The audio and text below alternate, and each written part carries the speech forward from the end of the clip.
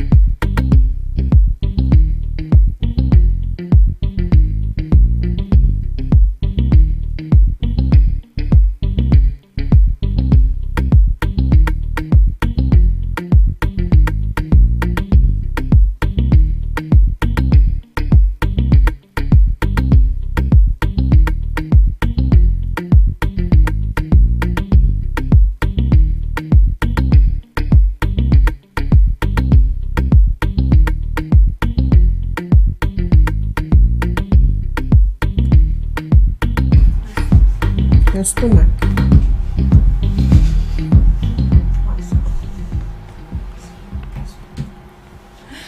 Good morning, Ghana. Good morning, lovely listeners of Ghana Talks Radio. It's a beautiful, briny day, and you are tuned into your favorite online radio station.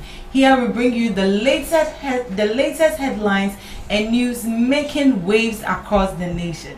As usual, I am your host, Esnal Fiagbedu, and joining me today in the studios for our newspaper review is Miss Regina Bless and Miss Debbie Adorso.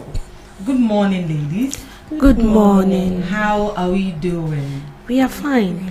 Happy birthday to you. Thank you so much. Hey. Thank you. Fortunately, I don't know today is your birthday. Thank you. How's the weekend? The weekend was great and exciting for my side. So, what is That's nice. Mine was awesome and a bit stressful. Oh, that's good to hear. So we have few headlines.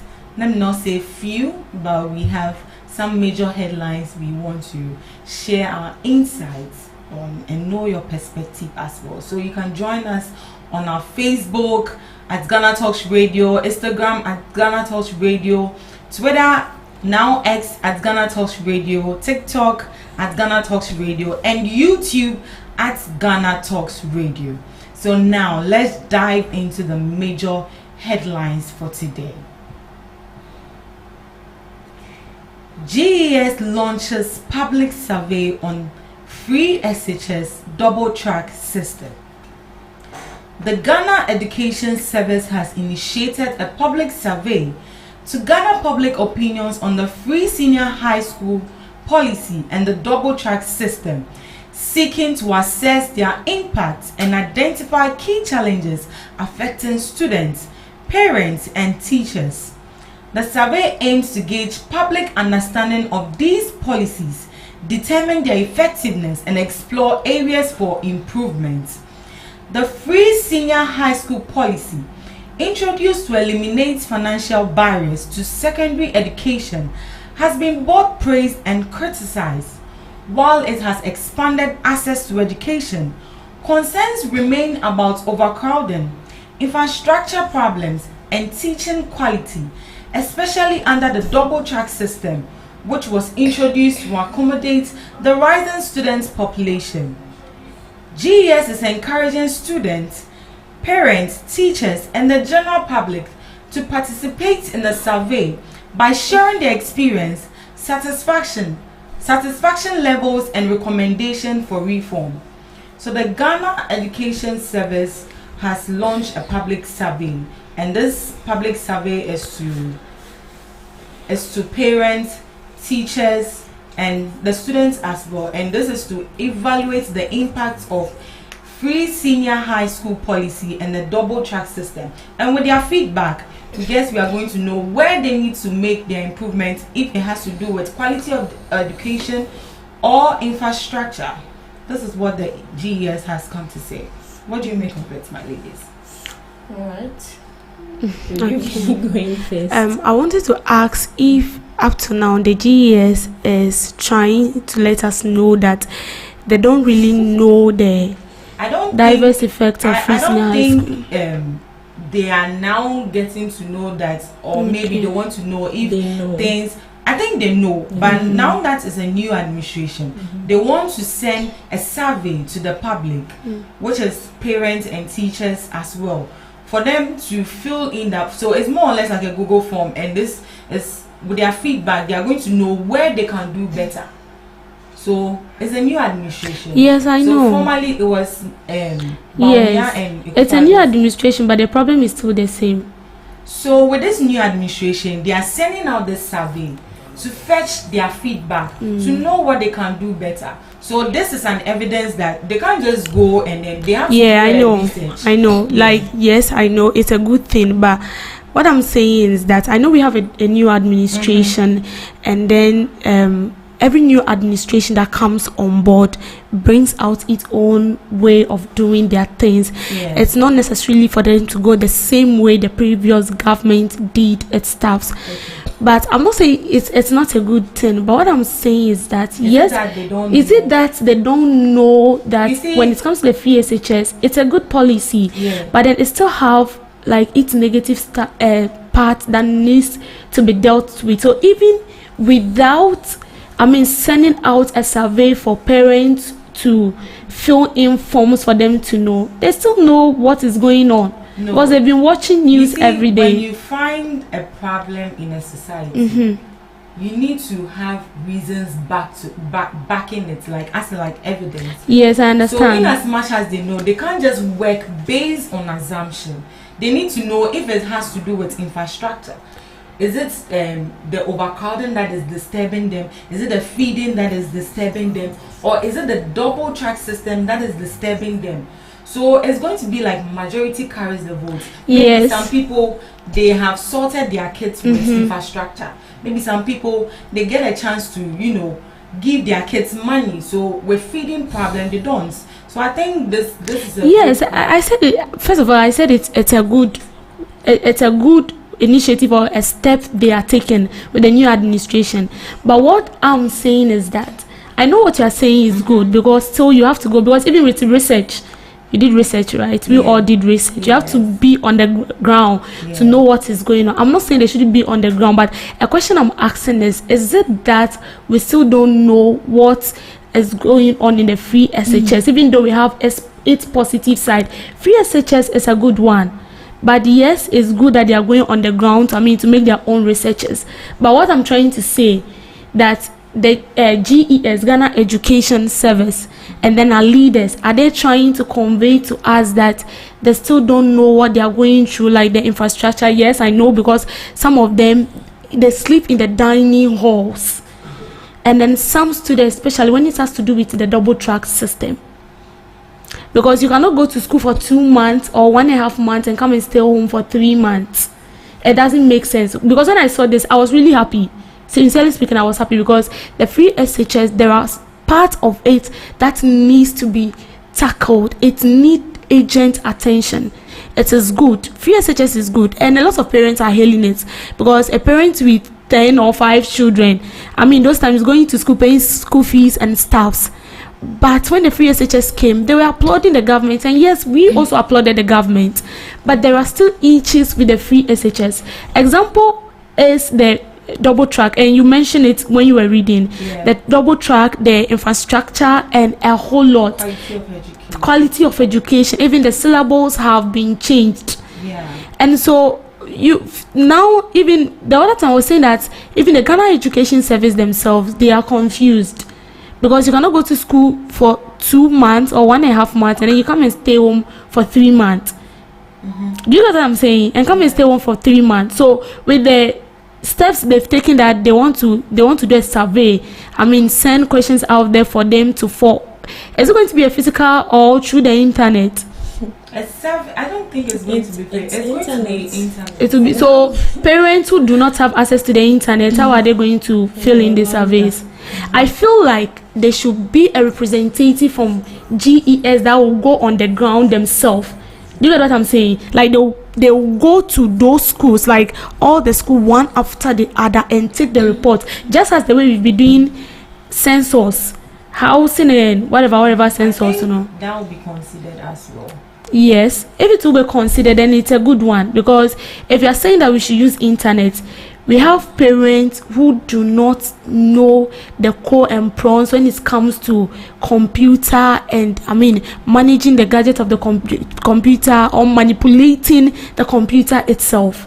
So if you are saying that they should send in, or like say some of the issues they have with the free SHS thing, it will be a bit difficult. But then if a representative from GES will go like house to house, like ask the parent, because I'm telling you, the parent, there has a lot of things to say, a whole lot of things. Was going to school for 1 month and then coming to stay home for 3 months, it means wherever I'm supposed to go to find money for you to go for an extra classes, because staying home for so long, you might be lacking a lot. And so with this step, it's a good one. But me, what I'm saying is that, one, I'm still standing on it. It's not I don't understand what they are saying. I do definitely understand it. But what I'm saying is that, one, they don't know what is going on, or they have their own, I mean, they still have their own thought or perception about when it has to do with everything concerning free SHS. Because the evidence is there for everyone to know that this is what is going on. And I know that it is, I don't want to say that the previous government didn't want to tell us the truth, because I know definitely before the previous government is leaving in power, he will definitely list down some of the problems that they faced. If only we will continue with what the previous government is doing. So I'm still standing on my ground. The step is okay. The step you are taking is okay, but it's that we don't know what is going on. And even if they are still going to do with the survey, I feel like they should go and then have a talk with the parents or the students one-on-one.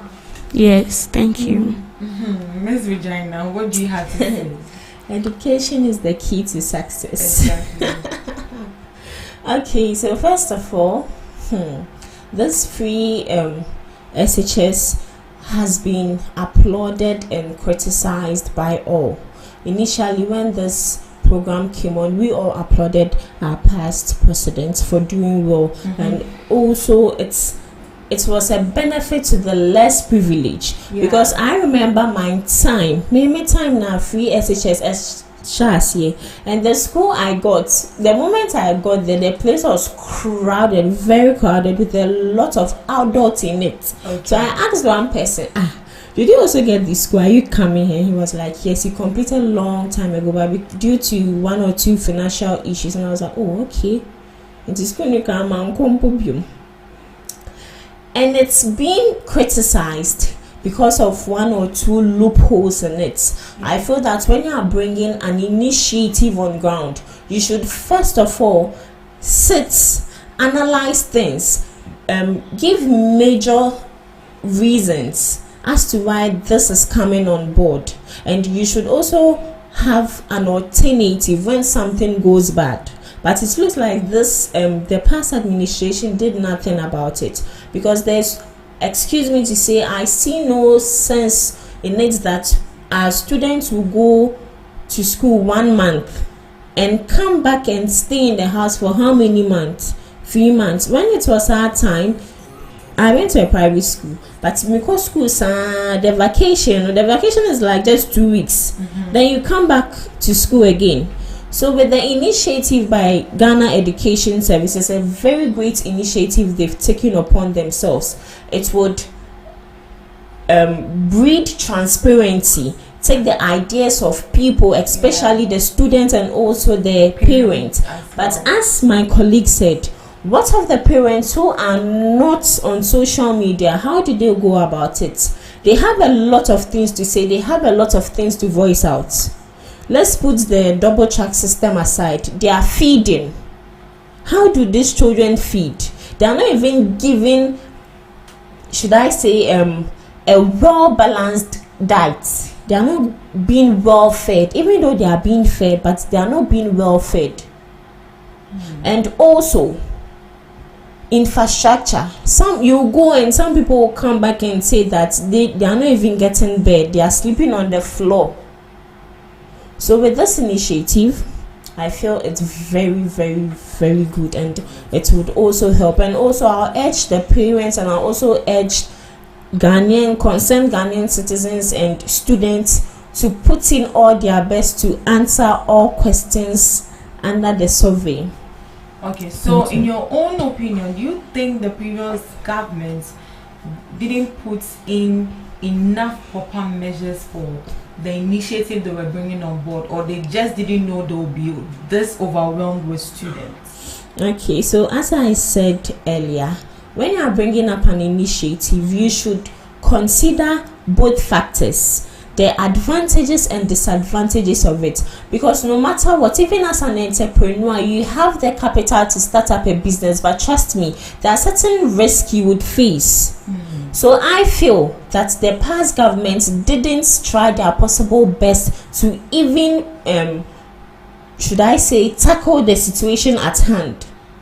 All they knew was they brought free SHS, and the free SHS was the best thing Ghanaians could ever have, and was the best thing they could bring, because a lot during that time, a lot of people made complaints. So are they trying to say that during those complaints, or the complaints being heard, they didn't make any effort to solve anything? So they didn't. Yeah. Thank you so much for that submission. Moving on to the next headline.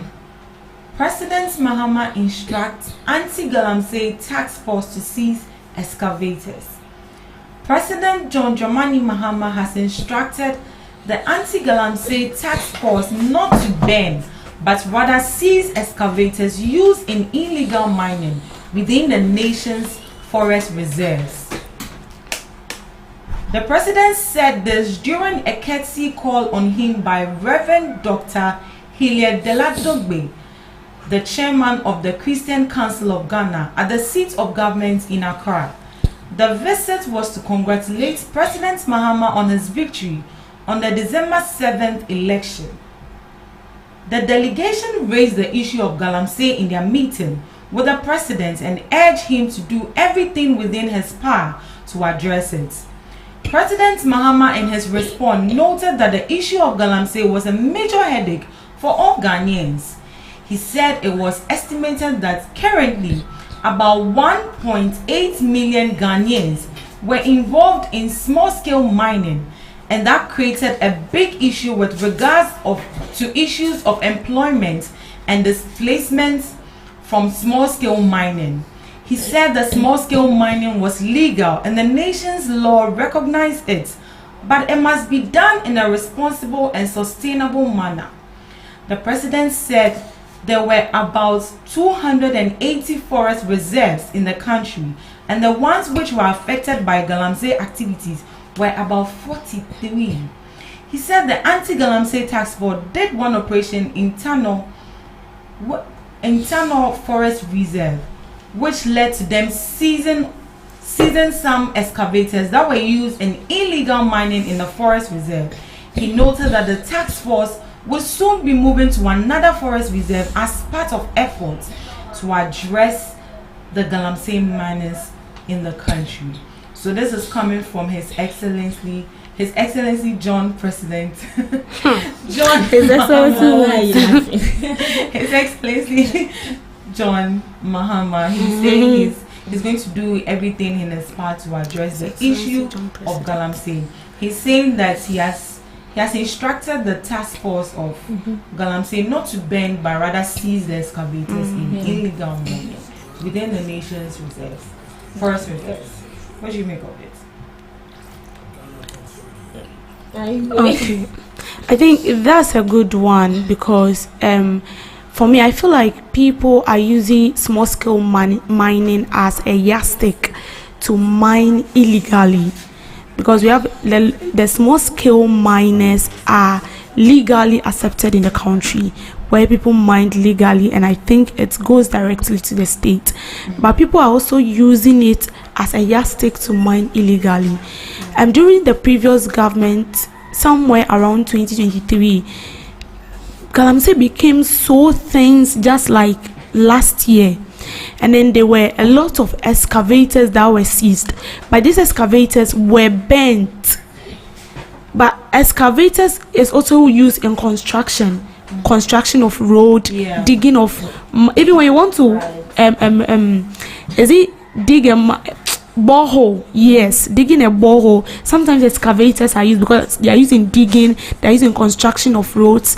And we are the same country that complains about, a lot of equipment and stuff when it comes to road construction and things that benefit the society and the country as a whole.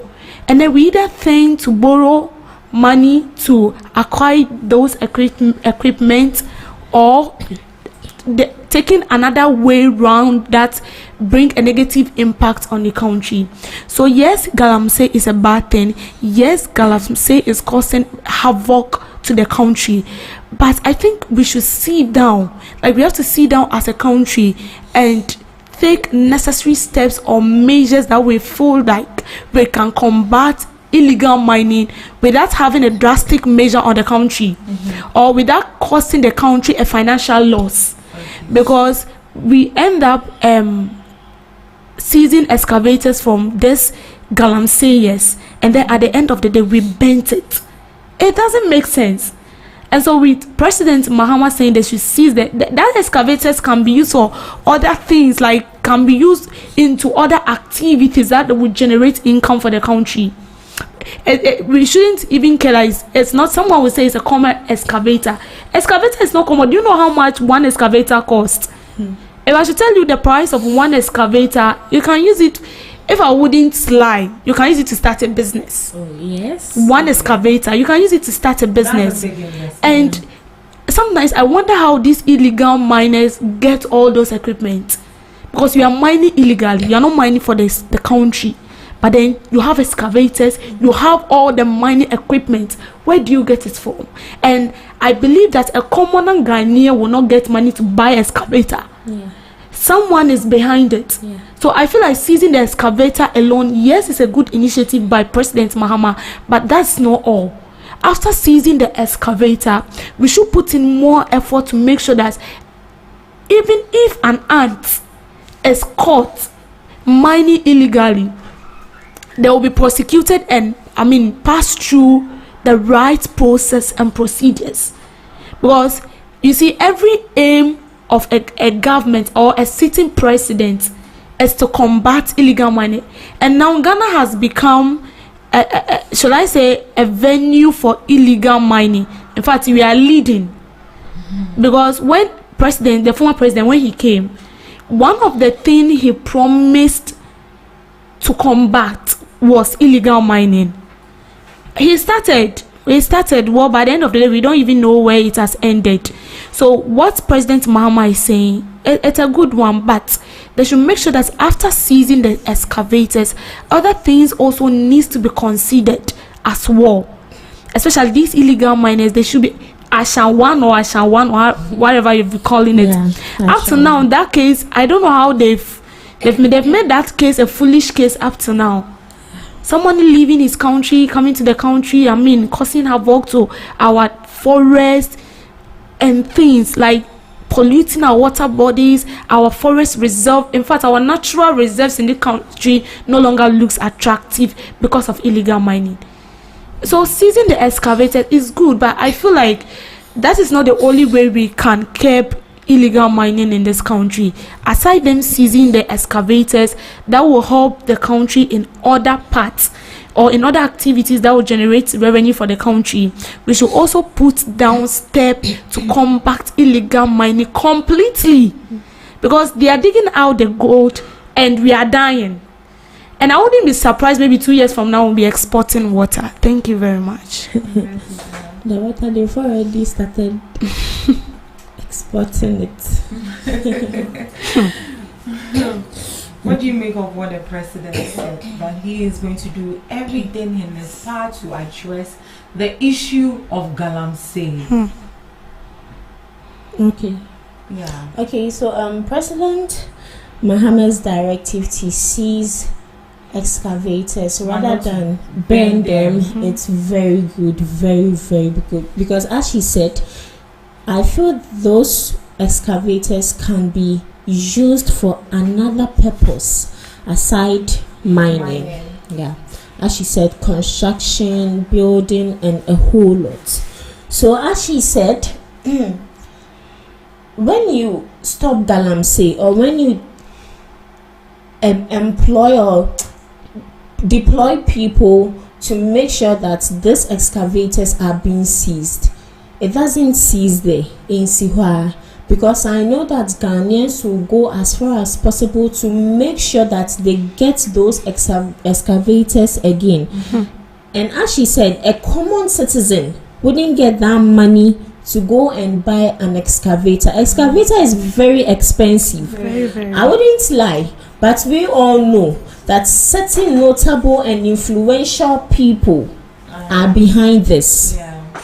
So I jot down a few points on a major step Africans, or because galamsey is not only Ghana based, outsiders also do that. So governments first of all need to strengthen enforcement, so they need to ensure the anti-galamsey task force is well equipped and empowered to effectively monitor and enforce law in forest reserves. Yeah, I think that will help a lot. True. And also alternative livelihoods, because obviously there are no jobs in the system as at now, and that is the only, people say a day crowd. So when this thing is being stopped, what else? They'll just be sitting idle. They can even start robbing people and all that. So alternative livelihoods, offer alternative livelihood program for those involved in illegal mining, providing economic opportunities that don't harm the environment, and also collaboration and education to foster partnership with local communities, civil society organizations, and traditional authorities to raise awareness about the dangers of galamsey and promote sustainable land use practices. Yeah, so that's the few I can say about it. Thank you so much. So moving on to our last newspaper headline for today. Nobody should expect 9th Council of State members to be yes people. This is from Sophia Ekufu. A member of the 9th Council of State, Justice Sophia Ekufu, has assured Ghanaians that the council will perform its tasks to the best of ability. The former Chief Justice said Ghanaians should not expect the members of the Council of State to be mere followers, but capable of executing their constitutional mandate to the latter. Nobody should expect this Council of State to be a bunch of yes people with a head mentality, just following along with being serious and steady and critical and applying utmost integrity to what we will be doing. This is what she said. Referencing the constitutional mandate of the Council of State, Madame Sophia Ekufu noted that Council of States are advised by the Constitution is not intended to be partisan institution. Rather, it is made up of people with experience, set up to advise the president. So this is what he said. And I think having a formal Chief Justice as a member of the Council of State was a great move the president made. What do you think? Okay, so the little I can say about this, as we all know, the Council of State are people who advise the president and also other MPs and ministers. Yes. So I feel that once she has come out to say that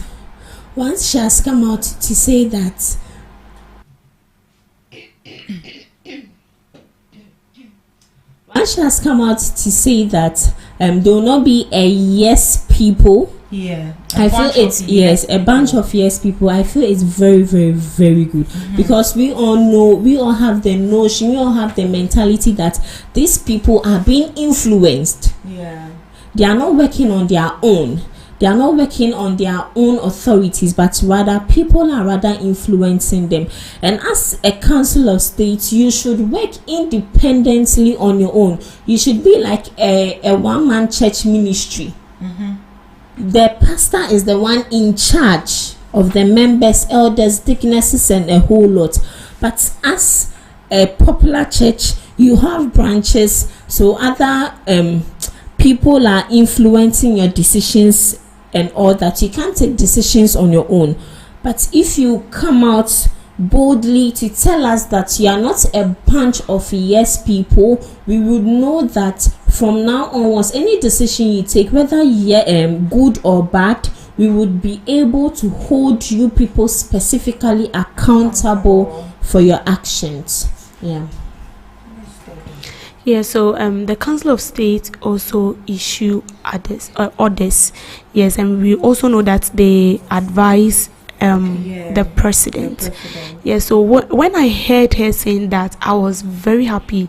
Let me cite this example. You know, when you are in a group working with someone, and because maybe by chance the person actually helped you in there, whatever the person is saying, whether being wrong or right, you feel like because she helped me, so I can't say no, even if what he's saying wouldn't benefit the people or the people you are leading. You just have to say yes, even if the people you are leading are telling you that this is wrong, you are supposed to take this direction.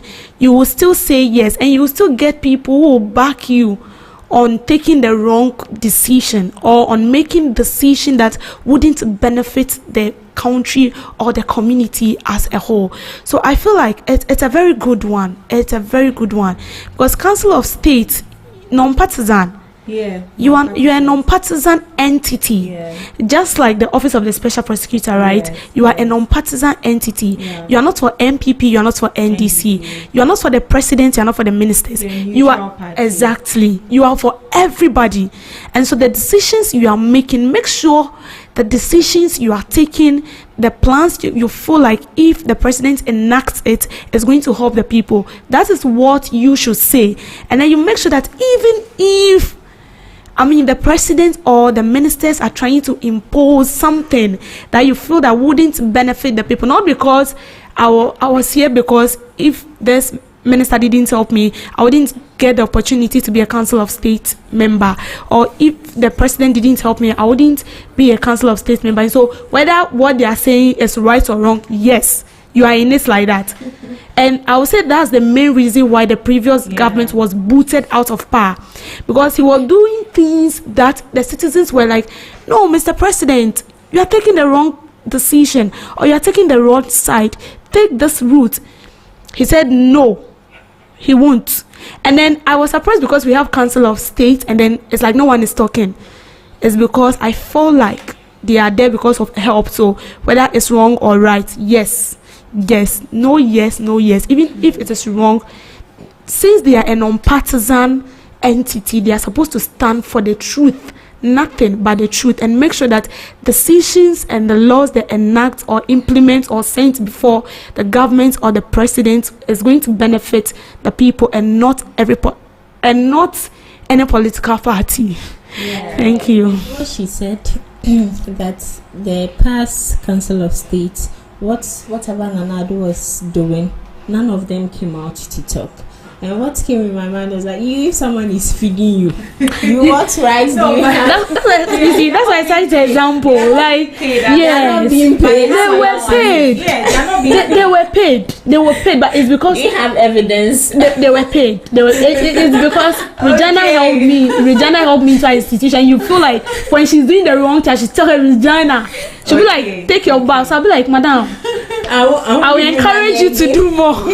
Okay, so former Chief Justice Sophia Akufo is assuring the public and all Ghanaians that they are committed to providing the president with critical advice, critical and integrity-driven advice, and this is what their role is in. She's assuring us all that is what they are going to do. They're not a bunch of yes people. So that is it. Thank you so much for joining us on today's newspaper headlines. This is where we draw the curtains. Up next, we have Debbie's Grill.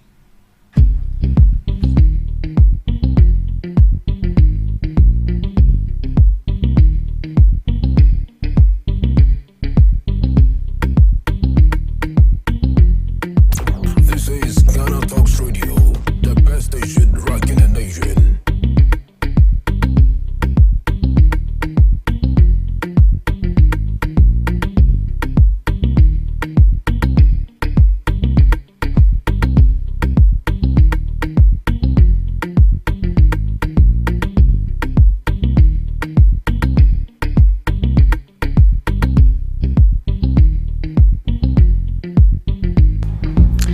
It's a brand new Monday morning. Welcome to Debbie's Grill, where expose of state issues is critically analyzed. My name is Deborah Adoso, devoid of fear or favor or politics. We stand for the truth and for the voiceless. My attention has been drawn on a case where there is an assault on the life of journalists. I didn't want to talk about this because for some personal reasons I didn't want to talk about this, but in the previous week and this dawn, my attention was actually drawn to an incident where a City FM reporter was actually assaulted when he went to cover a story on illegal mining. Now, assault on journalists, if we don't know, is a threat to democracy. And protecting a journalist is a commitment to preserving press freedom, and as well as a commitment to preserving democracy.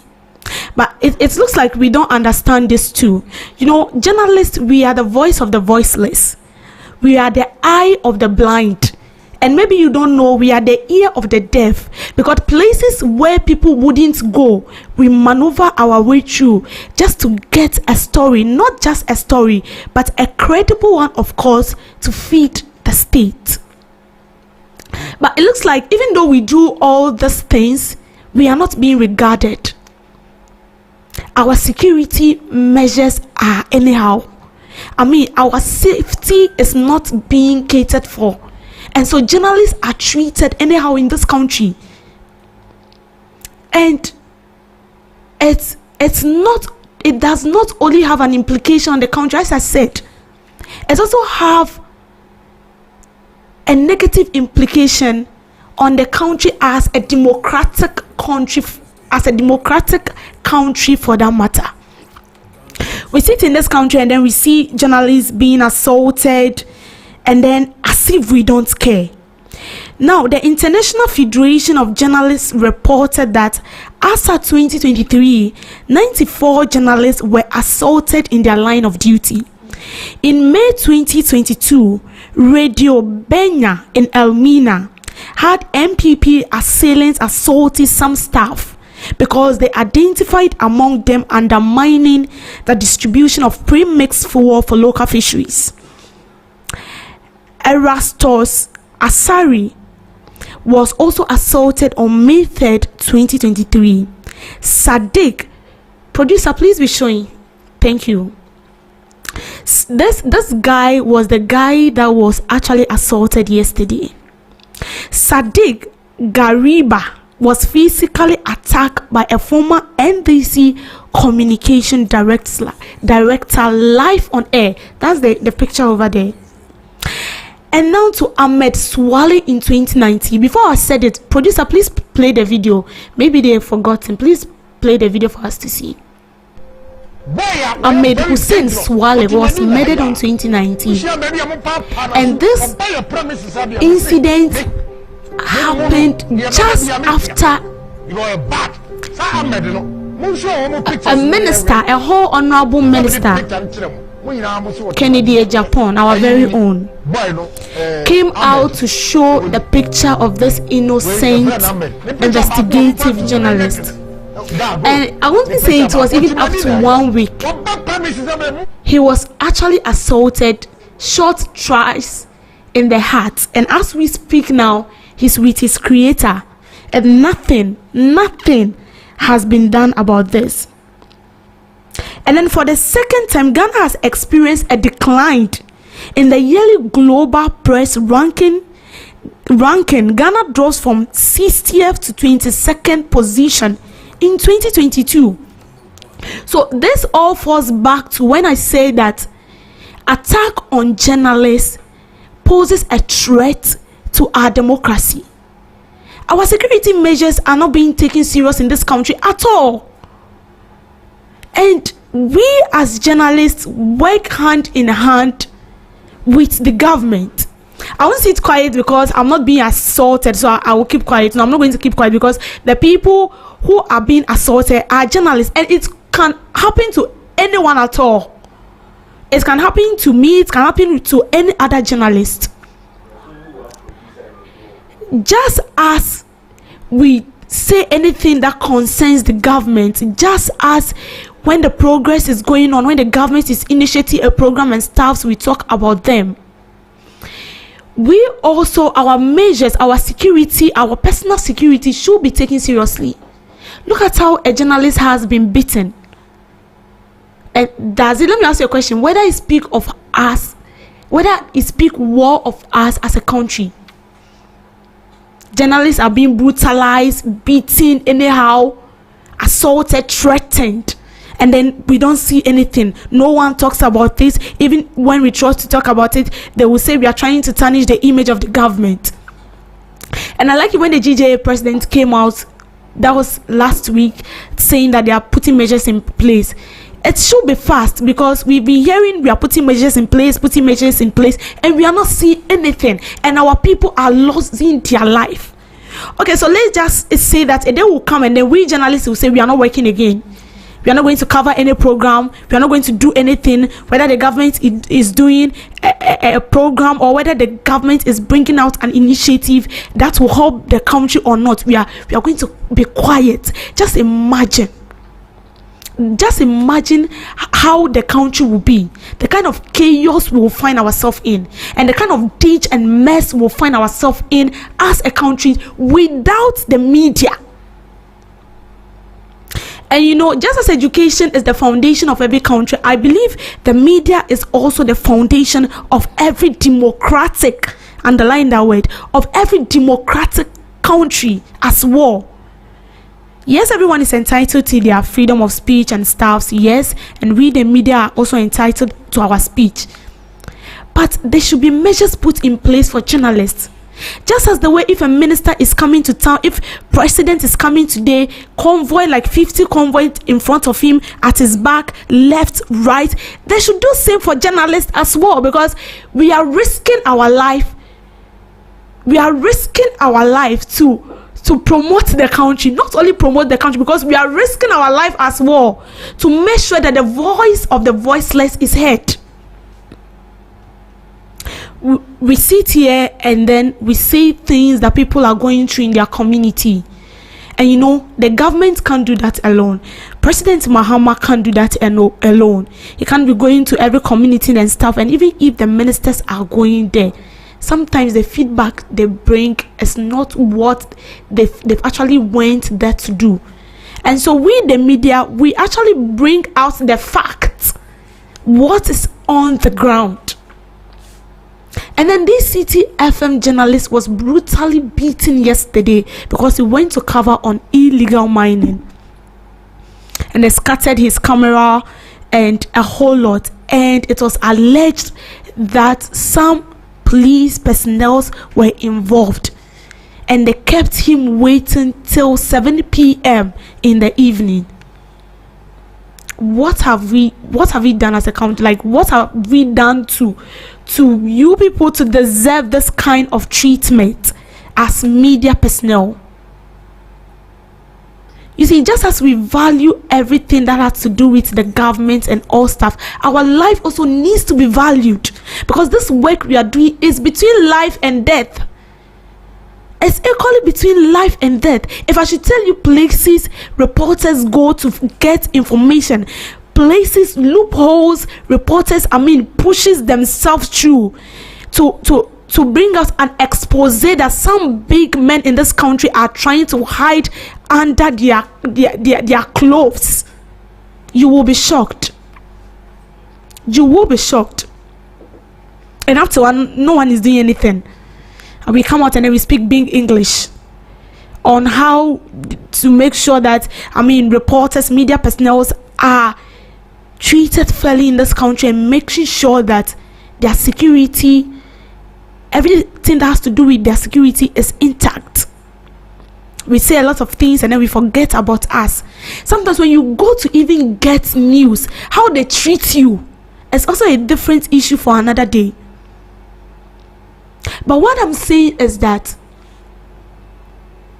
assault on journalists is a threat to democracy. It poses a threat to democracy, because we cannot be working to ensure that the deeds of the government is ongoing on, and then our well-being and our welfare is not being taken into consideration. It's like no one cares about us. But what we are doing, the reporting we are doing, is all for the benefit of this country. Just imagine a country without a media press, a country without journalists. Just imagine how corruption will be everywhere. Even now that we have the media at work, look at the kind of corruption cases that is popping out, and a lot of vices, issues that is popping out, even though the media is in existence. Then come to think of it, when a country is actually in work or doing its businesses, executing its businesses without the help of a reporter, a journalist, or the media press. We have a lot to do, trust me. We have a lot to do when it comes to protecting journalists in this country. Ahmed Swale was murdered just like that. And here, like the case, a good Samaritan came out to say that if you meet him on the way, beat him. That's the same, beat him. He showed his picture Within a week, this guy was killed. And up to now, we don't know the killers of Ahmed Swale. Up till now, we don't know the killers of Ahmed Swale. You see, if you're not doing the wrong thing and I come to interview you or record anything concerning you, why should you feel bad? Why do you want to, hurt me or harm me? If you feel like what you are doing is actually the good thing, because we are there for the truth, we are there for the voiceless, we are there for the country, we are there for the government. In fact, we are there for everybody. We are not on our own. So when I come to you and you feel like you are on the right path, I think you shouldn't panic when I come to record or say something about that particular entity that you hold. You see, this is an issue where we talk and then we keep quiet and then we don't say anything about it. But trust me, our life is at stake. Where it has gotten to, there is a lot that needs to be done. There is a lot. And so the civil society and advocacy groups that plays a crucial role in condemning attacks on journalists, advocating for press freedom, we are calling on you to do something. And the police, the Ghana police also have something to do. In fact, the Ghana police, you are even there for us. But I don't understand, when there is chaos and something and we are running to, you are the ones beating us. So who should we run to? Please do your work well and make sure the media is safe, because the media, trust me, without the media, the country will crash. Thanks for making time with me. Thank you so much. And that was Debbie's Grill. We are just hoping the government comes to the rescue of all journalists. So up next, we have Today in History and Did You Know with Miss Regina Bless. Okay, thank you very much. So today in history and Did You Know, where we uncover the fascinating facts and forgotten stories of the past. Today in history, 1950, U.S. Attorney General McGrath ordered the freezing of assets in the U.S. owned by citizens of Bulgaria, Hungary, and Romania. 2020, American film producer Harvey Weinstein, whose career ended amid numerous allegations of sexual harassment and assault, was convicted of rape and criminal sex act.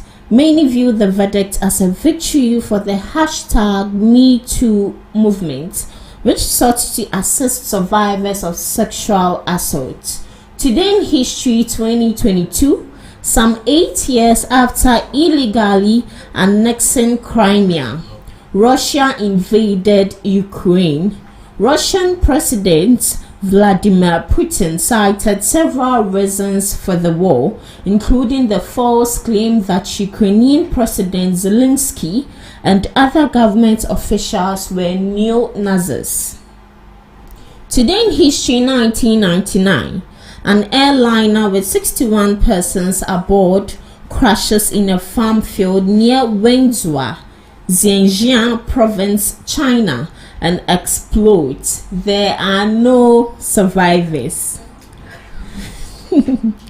Today in history, 1991, torrential rains in the highlands of Papua New Guinea precipitates a huge mudslide that buries at least 200 persons. Today in history, 1962, Chinese Foreign Ministry declared that a U.S. military buildup in South Vietnam was a threat to Communist China's security and demanded immediate withdrawal of all U.S. personnel from that area. Moving to Did You Know for today. Did you know that unless food is mixed with saliva, you can't taste it? Yes, you heard right. In order for food to have taste, chemicals from the food must first dissolve in saliva. Once dissolved, The chemicals can be detected by receptors on test bags. Therefore, if there is no saliva, you should not be able to taste anything. Did you know that lemons contain more sugar than strawberries? A lemon contains 70% sugar and strawberry contains only 40% of sugar. The reason that lemon tastes sour, even having more sugar than the strawberry, is that the lemon contains a high amount of citric acid, usually 3% to 6%, that dominates the sweet taste of the lemon and results in the sour taste.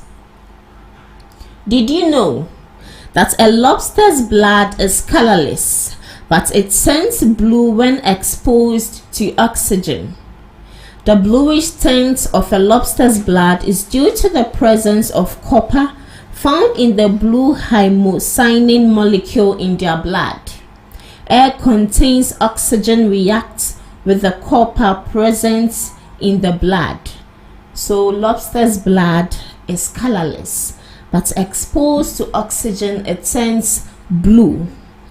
Did you know that dreamt is the only word that ends in MT? The only English word that ends in MT is no other than dreamt, the past tense of dream. Did you also know that cats spend 66% of their life asleep? Cats sleep anywhere from 13 to 16 hours per day. In other words, our friendly companion, feline, spends approximately 2 to 3 of its entire life in dreamland. So that's all for today. On Today in History and Did You Know, join me same time tomorrow for some fascinating facts. Thank you for joining me. Thank you so much, Miss Regina Bless. At least today I get to know that lemons contain more sugar than strawberries. Yeah. I also get to know that wait. lobster, Experiment is the best teacher. Haven't you tasted lemon before? No, I think it's because of the citric acid. Yeah, the citric contains 3% to 6%. But why is it that when I taste it, I don't feel sugar? I feel it's sour. Orange is sweet. Yeah, orange is sweet. So far as it contains, should I say 70% of sugar? Why is that when you taste it? I don't think orange has that much of citric acid in it. But So imagine, and I think that is why it's sour. Yeah. Hey, too much sugar makes something sour. No, listen again. A lemon contains 70% sugar and strawberry only contains 40% of sugar.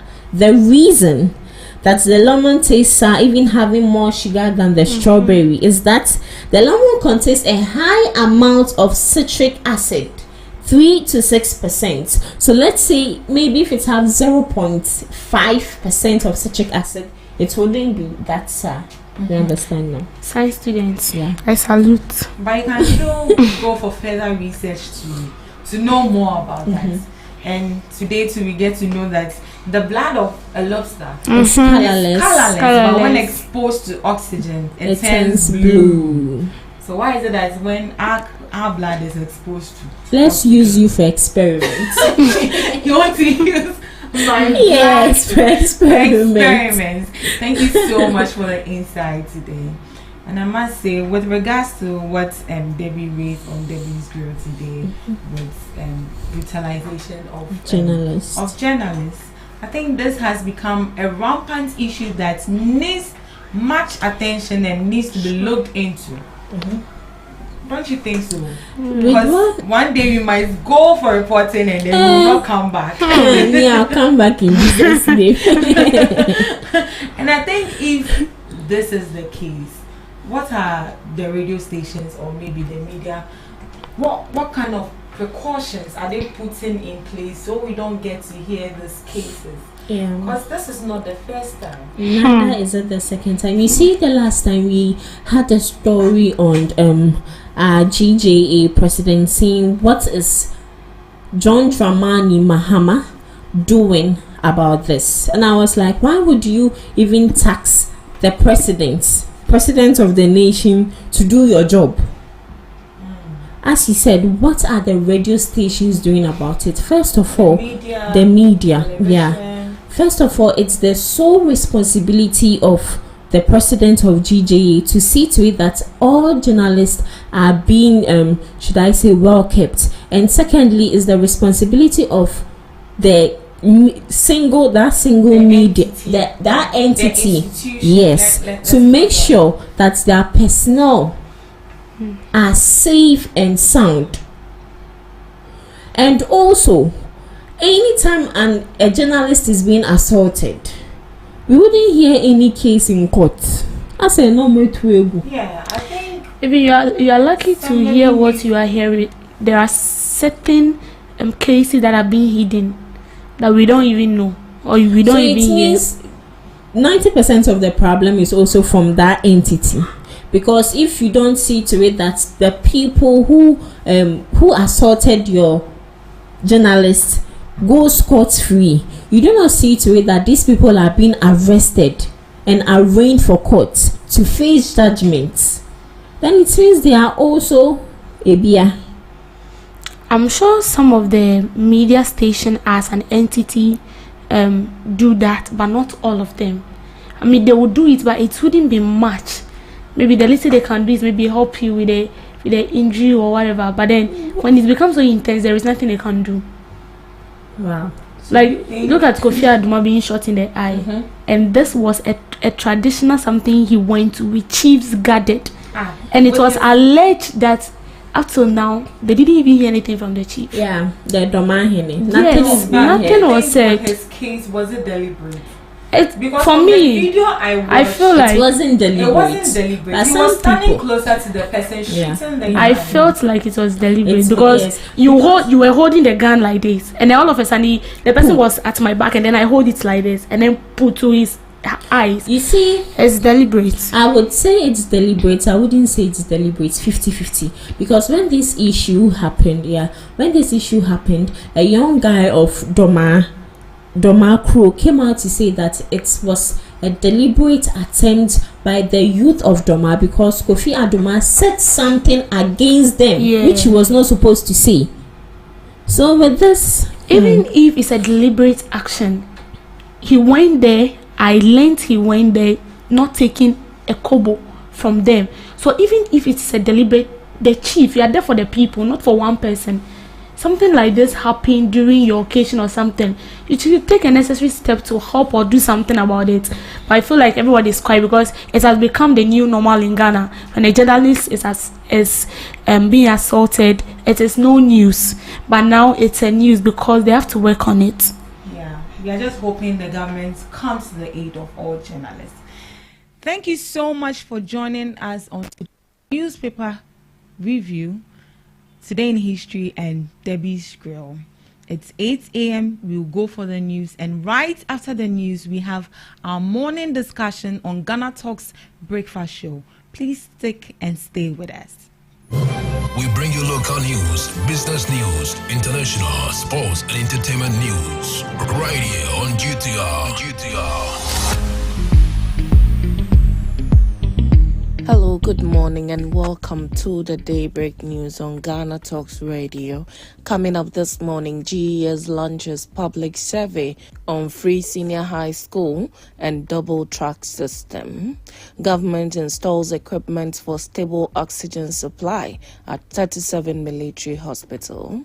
NIB releases Ameyaw Ekumfi, and government announces activities for 68th Independence celebration. This business, sports, and showbiz is coming in this morning's bulletin. The news will be read by Awentemi Akansukum. Now let's settle for the details.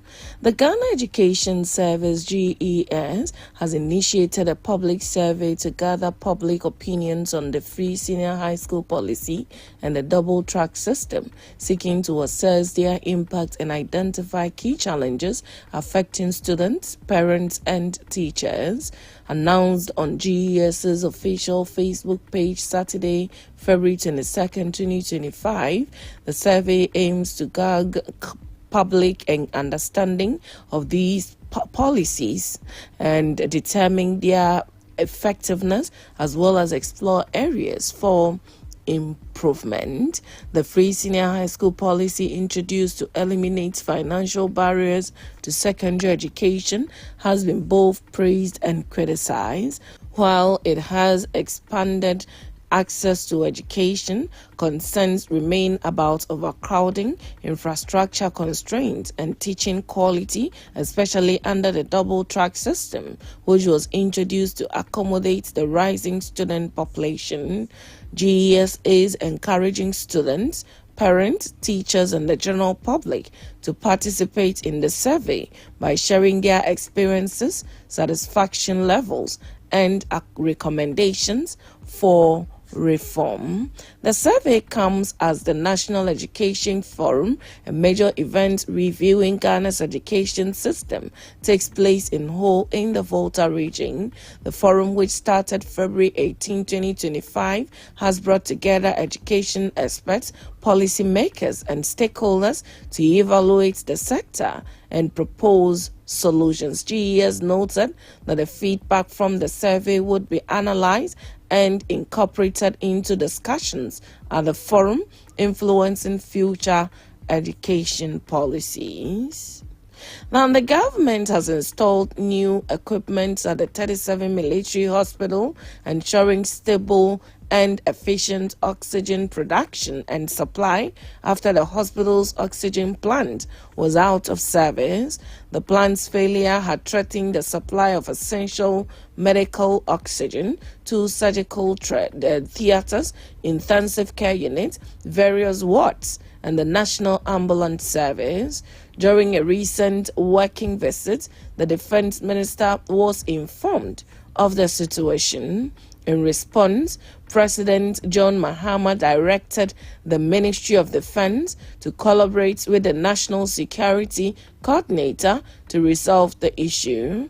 Minister for Defense Dr. Edward Omanebuama announced that with urgent intervention, the oxygen plant is now fully operational, improving healthcare services at the facility. He indicated that this development reflects President Mahama's ongoing commitment to improving healthcare services nationwide as part of his mission to reset Ghana. Dr. Buama said, "We remain committed to addressing challenges head-on, including those stemming from the mismanaged economy." Professor Christopher Emeyao Ekumfi, the former chairman of the Public Procurement Authority Board, has been released from detention by the National Intelligence Bureau, NIB. This development comes after he was detained in connection with an investigation into financial matters during his tenure as the board chairman of the Ghana Infrastructural Investment Fund, GIIF. Professor Emeyao Ekumfi's release was confirmed by his legal counsel, Ken Crunchy. According to Ken Crunchy, Professor Emeyao Ekumfi was at his home Sunday morning when a group of men in 3 pickups arrived and informed him that he was needed at the NIB. He voluntarily followed them to the NIB head office and was subsequently taken to the NIB offices in Kawokudi, Accra. Crunchy stated that the investigation pertains to financial matters during Professor Emeyao Ekumfi's time as the board chairman of GIIF, involving certain approvals made at that time. Now to other stories. The National Celebrations Planning Committee (NCPC) has finalized activities for Ghana's 68th independence anniversary, outlining a series of events to mark the occasion. According to a statement released Sunday, February 23rd, the celebrations will begin with the commemoration of the 28th February crossroad shooting incident on Friday, 28th February 2025. This would be followed by the finals of a nationwide school quiz competition on Sunday, 2nd March 2025, and a debate competition on Tuesday, 4th March 2025.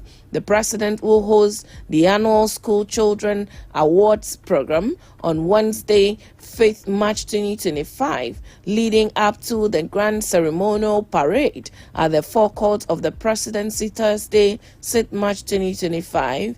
In the lead up to the 28th February event, the Communications Subcommittee of the NCPC will roll out historical and educational content to increase public awareness and engagement. According to the committee, with this new approach, we hope to reset the interest and participation of the youth and the general populace in this significant national event, whilst remembering and honoring our heroes. As part of the program, an X-based conversation will be hosted on the theme, The Changing Face of Civil Protest in Ghana, Lessons from the Past and Present. The committee has also encouraged radio, television, online and print media to host and publish conversations to promote the anniversary theme and other activities to deepen public participation. There will be the wreath laying ceremony taking place at the National Park 8 a.m. Friday, 28 February 2025, and would be broadcast live on multiple platforms. The public and media have been urged to participate actively. To business, the Association of Ghana Industries (AGI) has urged the government to implement targeted policies to boost local manufacturing as part of its economic reset efforts. AGI emphasized that the government's flagship 24-hour economy initiative, set for full rollout, must incorporate strategic support for the manufacturing sector to drive long-term economic transformation. Speaking after a high-level engagement with government officials at the association's 2025 National Council retreat, AGI President Dr. Humphrey Ayim-Deke stressed the need for bold policy reforms to spur industrial growth. The discussions, featuring a presidential advisor on the economy, Seth Tekpe, presidential advisor on the 24-hour economy, Gosetano, and Ghana Revenue Authority Commissioner General, focused on key interventions to strengthen local industries and enhance their competitiveness. For this, his part, the Chief Executive Officer of the Association, Seth Chuma Akwabwa, emphasized that assurances from the new administration to streamline tax administration must be fully implemented.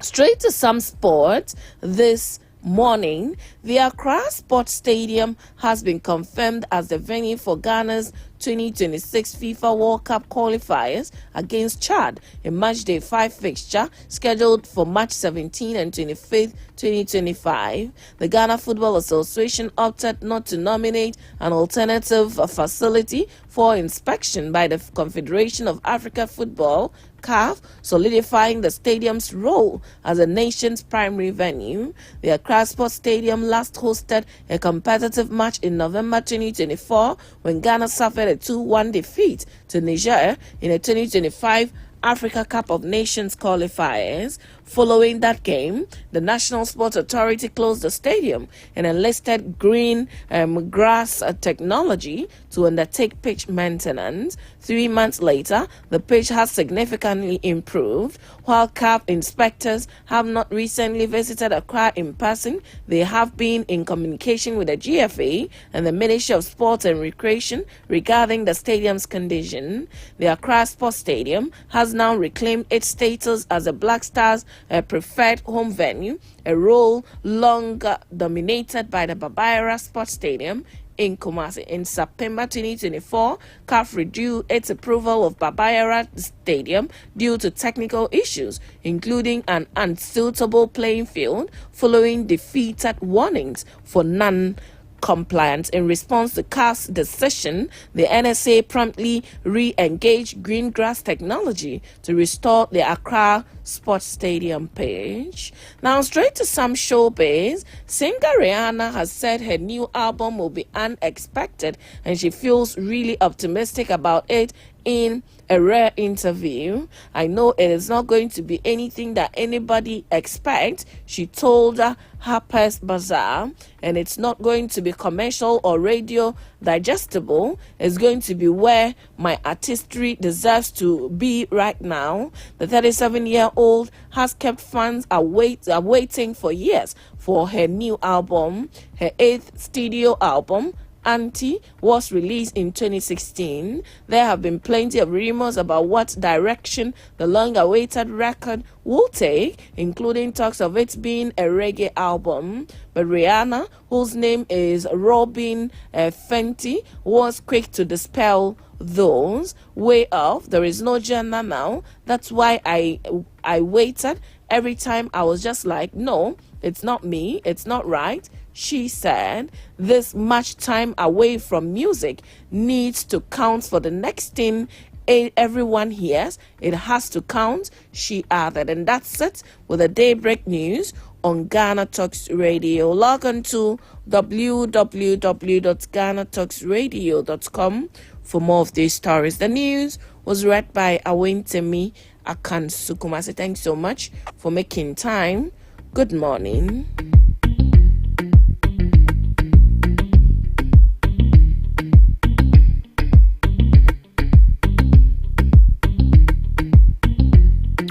Ghana Talks Radio, #1. What do you want for breakfast? How do you want your breakfast? English breakfast. French fry. Koko Nikosi, alo komi kesheto. Wachi. Well, Gobe is the real deal. Join us on Ghana Talks Radio. Let's serve you a buffet of breakfast. From news headlines review, current affairs to social issues, entertainment, sport, and all trending stories live on our mobile app, and also follow us on our socials at GhanaTalks Radio. From Monday to Friday, 7 a.m. to 10 a.m. with me, Pakwesi Obare, Deborah Adolso, Regina Bliss, and I am Esinom. This is Ghana Talks Breakfast Show.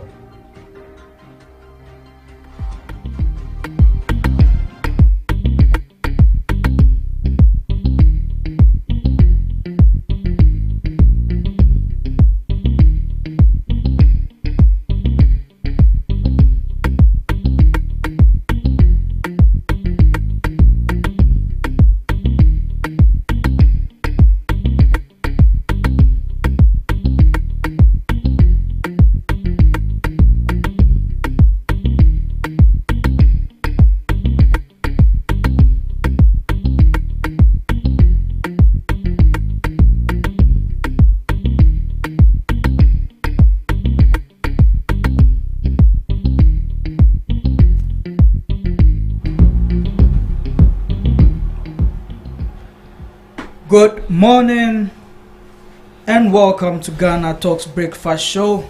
This is Ghana Talks Radio, and this is where we bring you all the major news across the world. In the studios with me is my beautiful co-host Esinam, and today happens to be a special day in Esinam's life. Esi, Yeah, it's mine.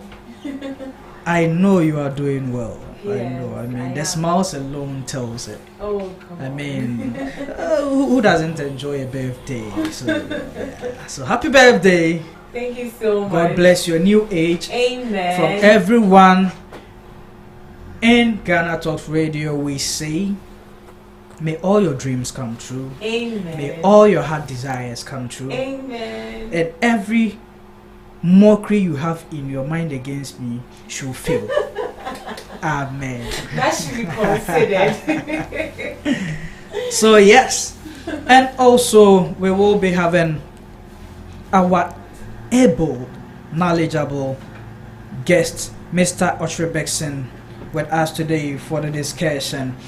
This is Ghana Talks Radio. Follow us, join the conversation on all our social media platforms at Ghana Talks Radio. Also on WhatsApp 0202544614. Our website is www.ghanatalksradio.com. Ghana Talks Radio, where Ghana talks, where Ghana listens. Mr. Ochre. Yes, sir. The man himself. Good morning, sir. Good morning, Chief. I believe you are doing great. Like the Muslim will always say, Alhamdulillah, we are doing fine. God Elohim has been grateful to us. Uh-huh. But what is the meaning of the Alhamdulillah? God is great. God is great. God is good. Yes. Yeah. And then, how was your weekend? This weekend was a stress-free weekend. A stress-free weekend? Yes, please. For you? Yes. That's on my part. That's good. Because some people in Ghana didn't really have stress-free. It's you. Some were It's you. barricaded. That is some it. were carried. Some were marshaled. You see how we did. By some state institutions. You see how we did. I mean, so they are not so much free from stress as we are talking. But God being so good, we are having a stress-free day here Great. in Ghana Talks Radio, where all your major news are shared as a meal. During the weekend, so many things happened. Yeah. So many things happened in Ghana. A whole lot. Man. I know some friends who will be talking to some friends. I mean, they'll try to call them, but they won't get them because their phones are somewhere and they are also somewhere. You see. We are just praying that everything goes as. Yeah, I mean, some allegations were being made by someone against the president, and you know, I support that man. If the president has really indeed absconded 550 million, That's a big allegation. I mean, but it's a good thing. We need people like the man who made the allegation in the country to always give us the hint on the bad things that goes on in the country. I know he's going to give evidence, and then we are going to petition the president. And I was saying if you are there, so to me for my nisika and baby son. Yeah. But heading on, we will be having some discussions on some various topics this morning. One of the issues, the pressing issues that has been going on, I mean, almost a week, getting to 2 weeks now, has been the mass dismissal of some appointees and some recruited employees into some state institutions that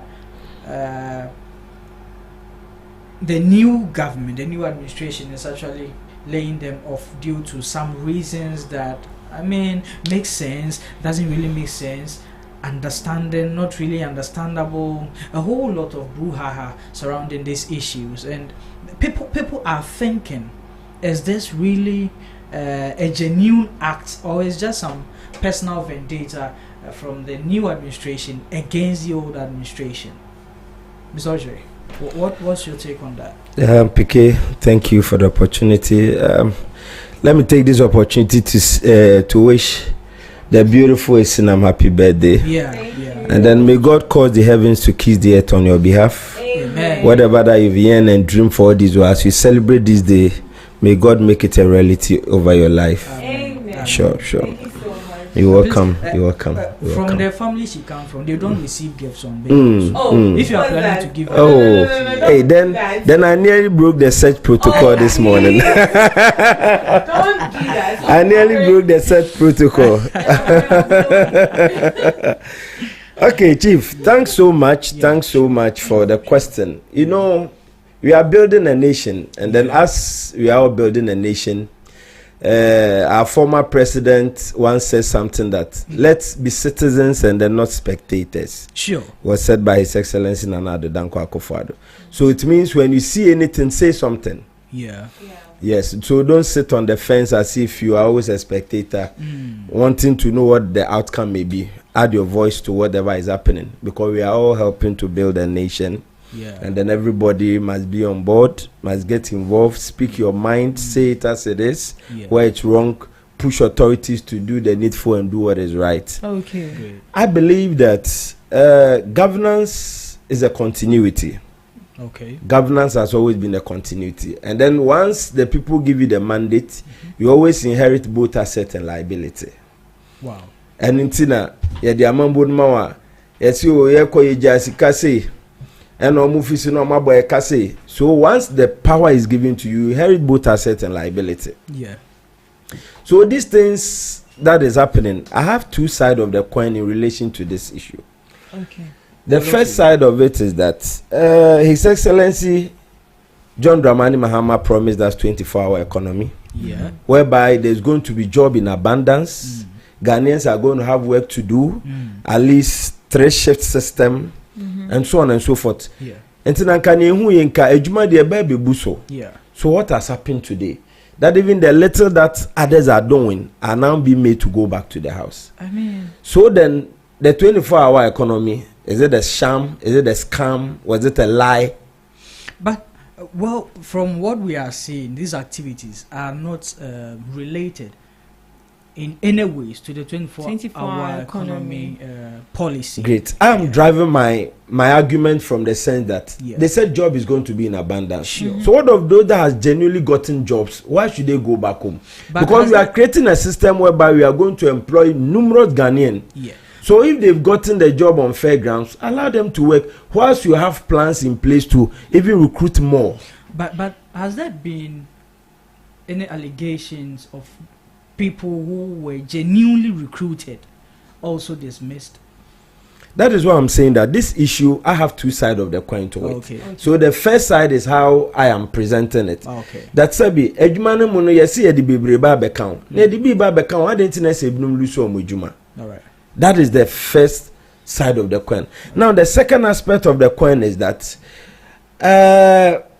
let's go into the substantive matters. What is accounting for people losing their jobs? Is it that the government is detecting some economic challenge?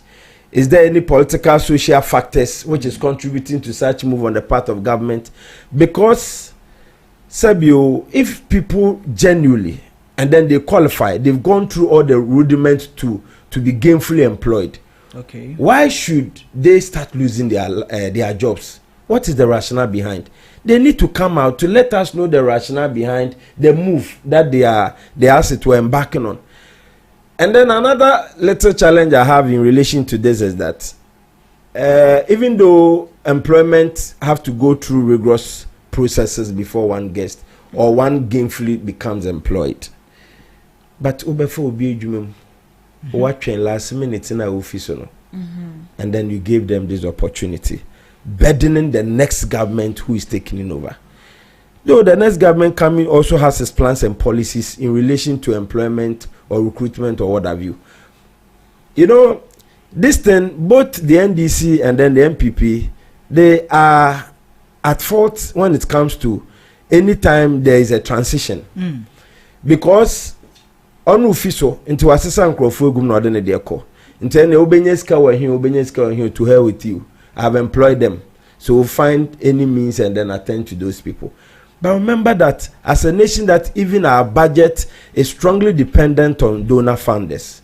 We just don't do things like this. Okay. Let us know our priorities, prioritize it, and then go all out to get those things done. Other than always trying to score cheap political points. Because you see, now this thing that is happening, it is painting the current administration black. Okay. Making Ghanaians know that, hey, and His Excellency John Dramani Mahama by the Mulu Sumo Juma. Bisan who say, a dear new man out to na Komansan Alpha San Crofo in Ejuma. Because you don't burden the new government that has taken over. Are you getting the point? Yeah. So, senior, it is something that as a nation we must sit down and holistically go into it and then find an amicable solution to it. Because if the youth are not employed, these social vices is going to be in the increase. Armed robbery, just name it, anything negative. Yeah. The youth want to do anything to survive. So once you are not putting better measures in place to gainfully employ them, they will just move in there. Because a teacher of mine told me something that a hungry man is an angry man. And then once you are hungry, the brain begins to work. He wants to find, he wants to find all means. Man must live. Yeah. So governance or government must sit down to make sure that the right things are put in place to mitigate some of these happenings. Because obi a come den and any brio. And Nene say he must survive. And Nene say he must survive. But then, what you just said, what are some of the things that you think government can put in place to mitigate these challenges there? Great. I think government is the holder of our purse. He has always known better because how we spend our budget, our expenditure here and there. Ideally, as a nation, let's set our priorities right. Okay. Let's set our priority right. You see, Obia pe ejumaye ewa bem. But then, government must deliberately empower the private sector to help absorb chunk of the unemployed youth or unemployed of the citizens. Give them better incentives. Engage them. Know where they might need your intervention as a government to come in. To come and give them that helping hand so that they can employ more. Okay. Because government alone can't absorb all graduates or all the youth over time. Yeah. But then when the private sector is deliberately empowered, they can just come in to become more like a buffer to government to also help get employment for some of these people. So it should be deliberate policy to put plans and policies in place to help grow the nation in terms of jobs. So that at least we can all get something to do so that some of these things wouldn't become so much of a talk. Because eduanishe wenuma unsansu njaise usuna okasa bebre. Nti come na dey ni breba mama kasa na bebre in relation to this. Okay, so I saw in the news that his former vice president, which is Baumia, has come to make a comment describing the mass dismissal as undemocratic and unfair. What's your take on that? Because I feel he's also one of the reasons these people are in this situation. Really? And for him to come and say that he find the mass dismissal as unfair and undemocratic.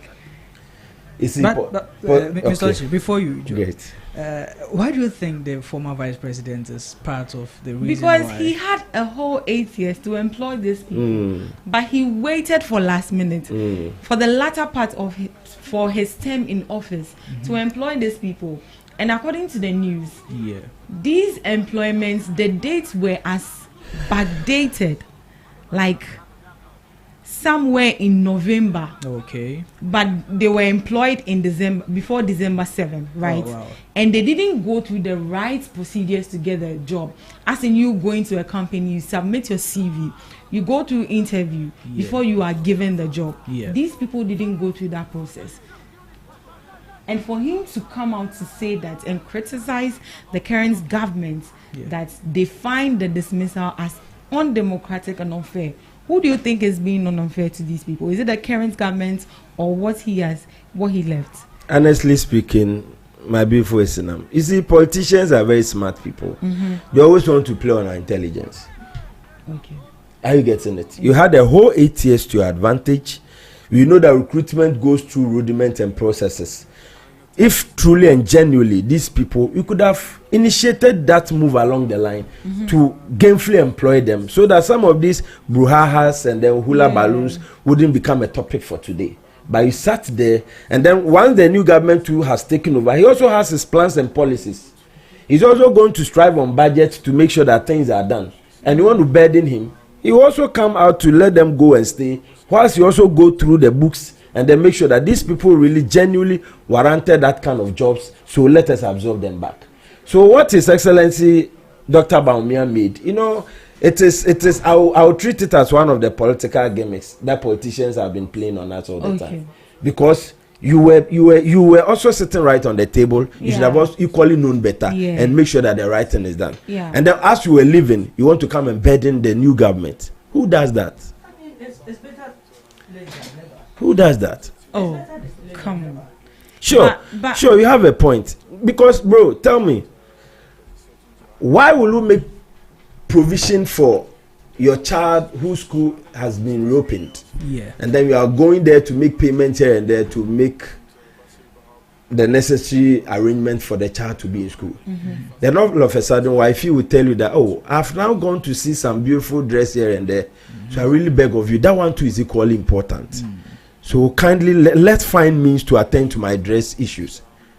Because there should be priorities. There should be an order of the things that you need to get done at a time. Definitely in the 4 years of this new administration, there will surely be recruitment. They are surely going to employ people. But the genuine and the truth aspect of it is that everybody has got plans and policies in place in absorbing people into the working environment. But we just don't push in people whilst you know you are exiting at the 90th minute. You know, during the regime of President Kufuor, so the last minute that President Kufuor, penalty at the 90th minute. That is it. The last minute that President Kufuor was exiting, he introduced the single spine. Without implementing that, he exited. So when Prof Mills took over, he needs to bring a whole committee to go into it and make sure that now things are well put in place so that they continue from there. That's why I said that governance has always been continuity. You inherit both asset and liability. Into sikabana babetu na odibu maino, ekasubana babetu na odibebu maino. Into obia or babiano wa shisha nyoma. So you can't come and inconvenience the person. Because you can't tell me that the 4 years of this new government is not going to do employment. Definitely, even if not in their first year, the second year, the third year, definitely there will be an employment opening along the line. So let's get it and do it right. Don't inconvenience, because Charlie, because remember, John Dramani Mahama has learnt his mistakes, and this time around he wants to get it right. He just wants to make the last history for himself and then go back. Because Wayebida, Ghanaians bashed him, lambasted him here and there. He became attractive again, and then they brought him back. So this time round, his eyes and ears wide open. He wants to do it and do it right. Eyes and ears wide open. The president wants to get all things right in his last term of office in Ghana. You are still with us on Ghana Talks Radio. This is Ghana Talks Breakfast Show. Join the conversation. Let us get your views, your suggestions, and your comments on our social media platforms at Ghana Talks Radio, on Facebook, on Instagram, on TikTok, and on X at Ghana Talks Radio. You can also follow through with our WhatsApp number 0202-544-614, 0202-544-614. Now, you stated something that you have 2 coins to this matter. Very well, yeah. Now, I want us to look at it this way. Unemployment is a big issue in the country. Like, I mean, the most pressing issue, right after corruption. Yeah. So, the government had conceded that, okay, we still need people to employ. If they've gotten the job, they should just stay. And next time we find ways to do things right. Or it is in the right sense that for it to burden the country in our fiscal space, let's just lay them off, do the right thing, correct the books, and then if we can actually employ them, we do it. If we can't, they just sit home. Which of these two should the government, you think, should go with? Thank you. I think government always want to be proactive in their decision.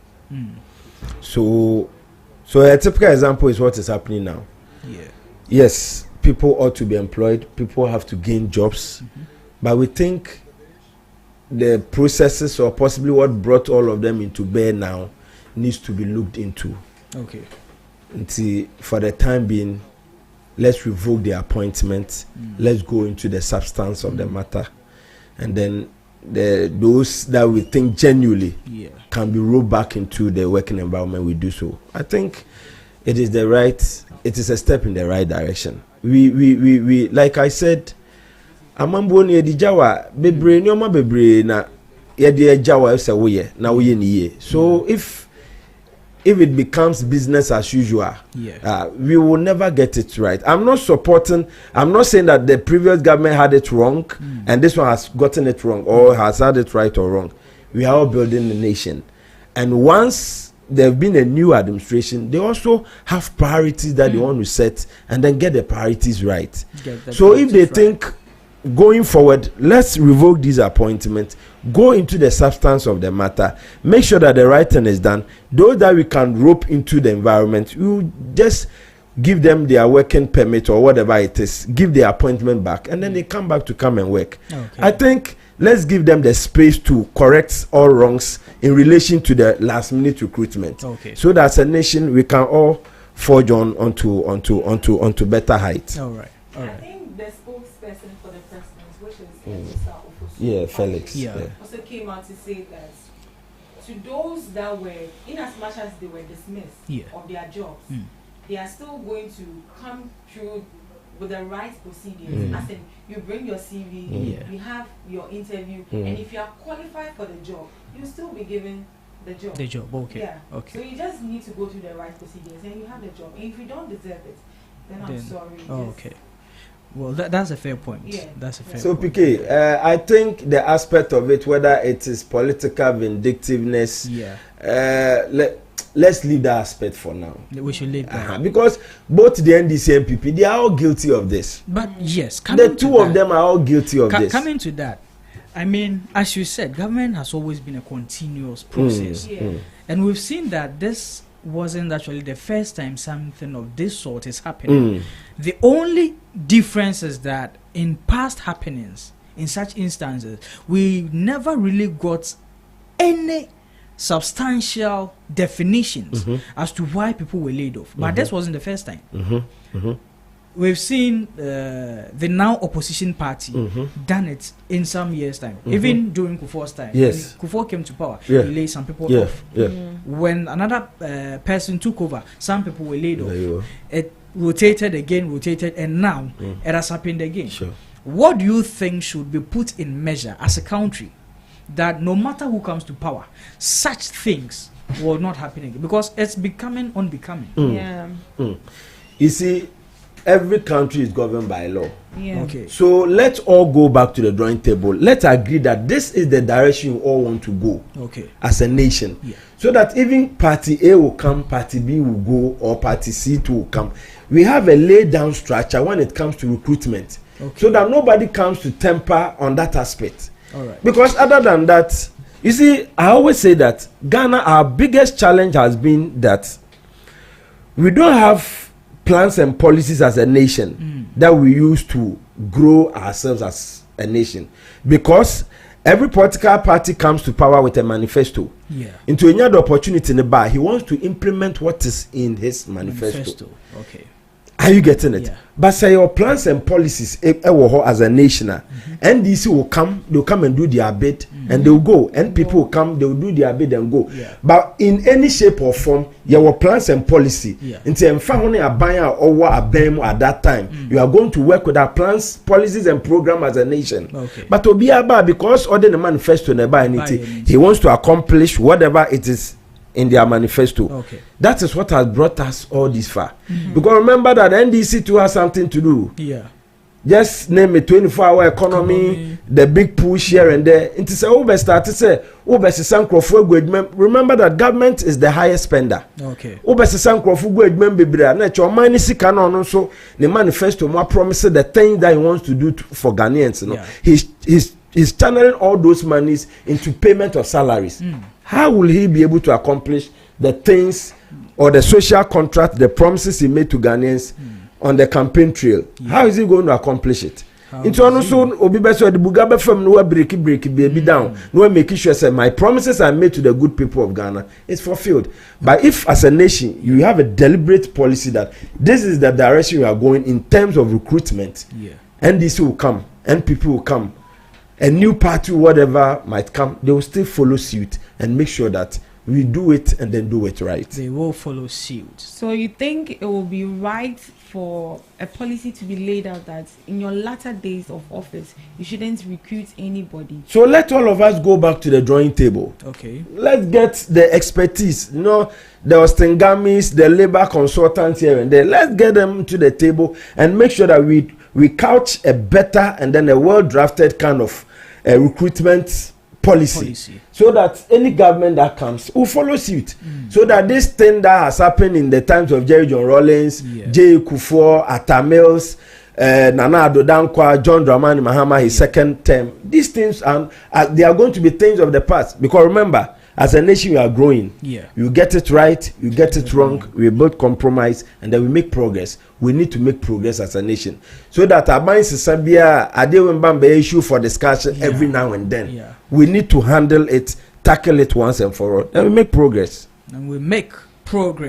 Still with us on Ghana Talks Radio. This is Ghana Talks Breakfast Show. We are still on Instagram, TikTok, Facebook, and on X, very active, and we would like to hear from you wherever you are listening to us from on Ghana Talks Breakfast Show.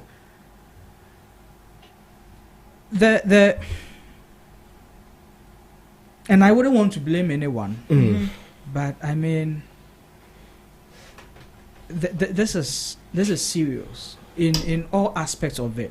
This particular issue we were very serious. Yes, because we have teacher unions crying that about 20,000 teachers has been laid off.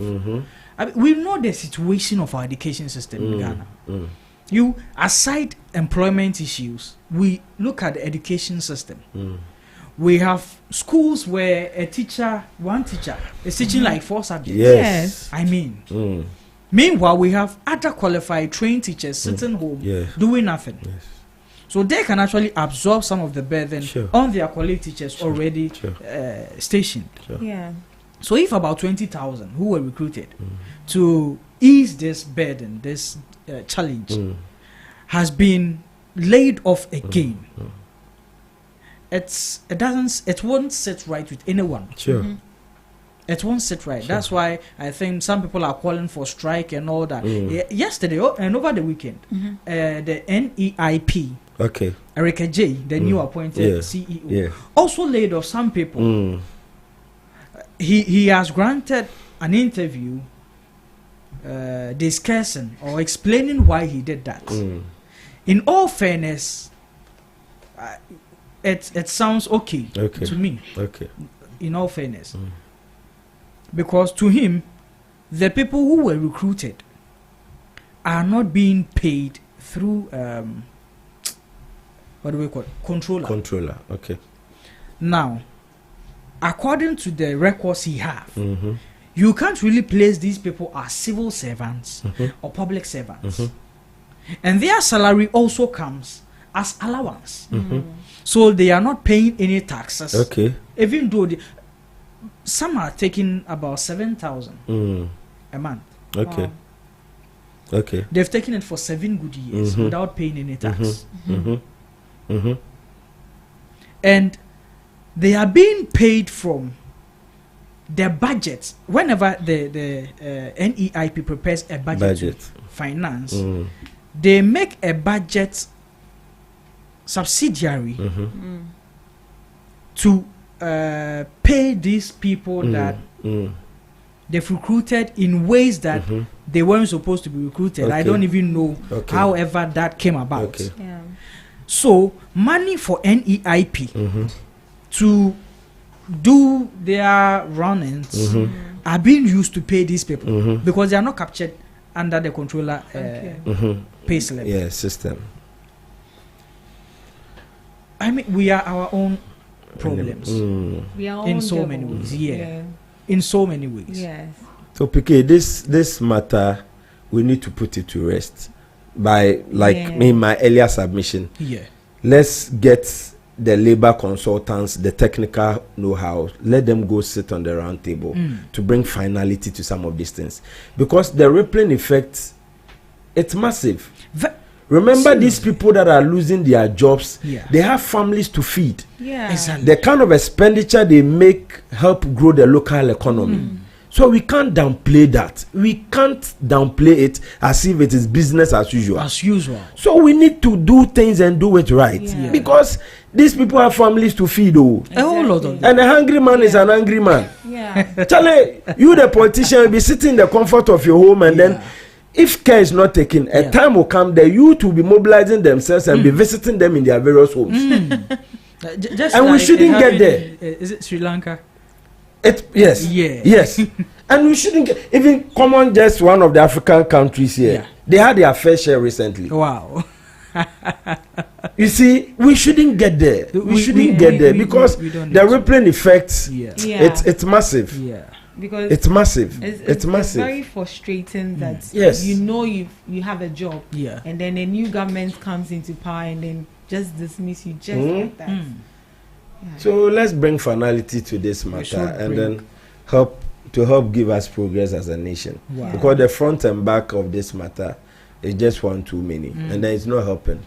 As a nation that we want to develop, grow, build our capacity, build our Ghana beyond aid and stuff like that. Charlie, we need to now we are be ready. And Sebi, the question is almost a year are they Togolese? They are also Ghanaians. It's a year man. It will still take another Ghanaians to come and replace them. Exactly. So let's just go back and then do it right. So that Charlie Eddie Asumbe Bebre na no. Because money or no ma be dress here. Say they be a maba me you Eddie my befa wage mem sa they be a coca did them kwa. Charlie pressure home. Pressure. Yeah. So finally, do you think that the revocation is justifiable if they are going to do the due diligence, take the right steps, and then quickly bring them on board? So it's worth it. It's worth it. I think it's justifiable. Okay. But we just hope they do it that way. That is it. Not just words. They should back it with actions. A whole lot of actions. Right. Now, moving on to our next topic, is some good news that we received on Thursday. Is it really a good news? I mean, let me let you land. You're still in the air. Let me let you land. Please land.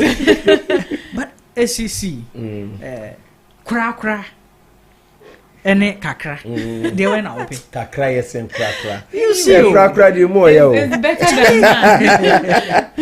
A bed in hand. Sure, a bed in hand. It's better than none. Yes. So it's better than none. Yeah. The good news, the unofficial good news, please the official, is that the president has increased the minimum wage of the public servants, and by 10%. I mean, so it brings our minimum wage to how much is that? 19.97. Yeah, 19. So there's 97. Okay. So 18, 19 column. A day. In 24 hours. You earn 19. I was like, is it per hour or per day? He told me the good news. What are you talking? The Davi down here. If you buy the gobe with pack, how much is it? How much is it? I mean, that's for money. More than 20. So always there's a deficit. There be a cow, because you are spending more than what you are earning. But I mean, kakra, or more the kakra to 10%. How is this going to reflect on our cost of living as a people in the country? Let's take the economy its whole, and then we look at the minimum wage of the average Ghanaian. Look at the economy. We bring in cost of living. How much is water, sachet water, the bag? How much is it sold? If you want the bottle, how much is it sold? Food food items, how much are they being sold on the market? And then we look at our minimum wage against these prices, this standard of living. How does it match? How is the match fair? PK, when you have to ask me this question, there's a very strong disconnect between the Ghanaian worker and then the kind of salary that they receive in their various workplaces. Wow. A friend once told me that, Charlie, a juma ubenya ubeye juma to say bulldozer no. A bit your cat to say they were and receiving the pay. Hey, and yes, it means yeah, do buy a juma din, but you know there's something small to go home with it. But you see, I always say that politicians, we need to know them and know them well. Yeah. Because you see, now go to the Parliament of Ghana. I'm not diverting. I'm just trying to build a preamble here. Go to the Parliament of Ghana. Look at how they are receiving their salaries on time, their emoluments here and there. Even now, they are pushing that they should have a pension scheme for them to enjoy more. Look at upon all these huge amounts that they are getting. The little, that's something small that the ordinary Ghanaian is getting. Is still buying from the same market that the big ones are receiving that huge sums of amount. We are all buying from the same market. Okay. Into the ODN soon, ODN, Sika de to say sono. Na me de na ba ketekete to say sebe mosquito. Na ye na so to ade o the same edwom. Look at this big disparity.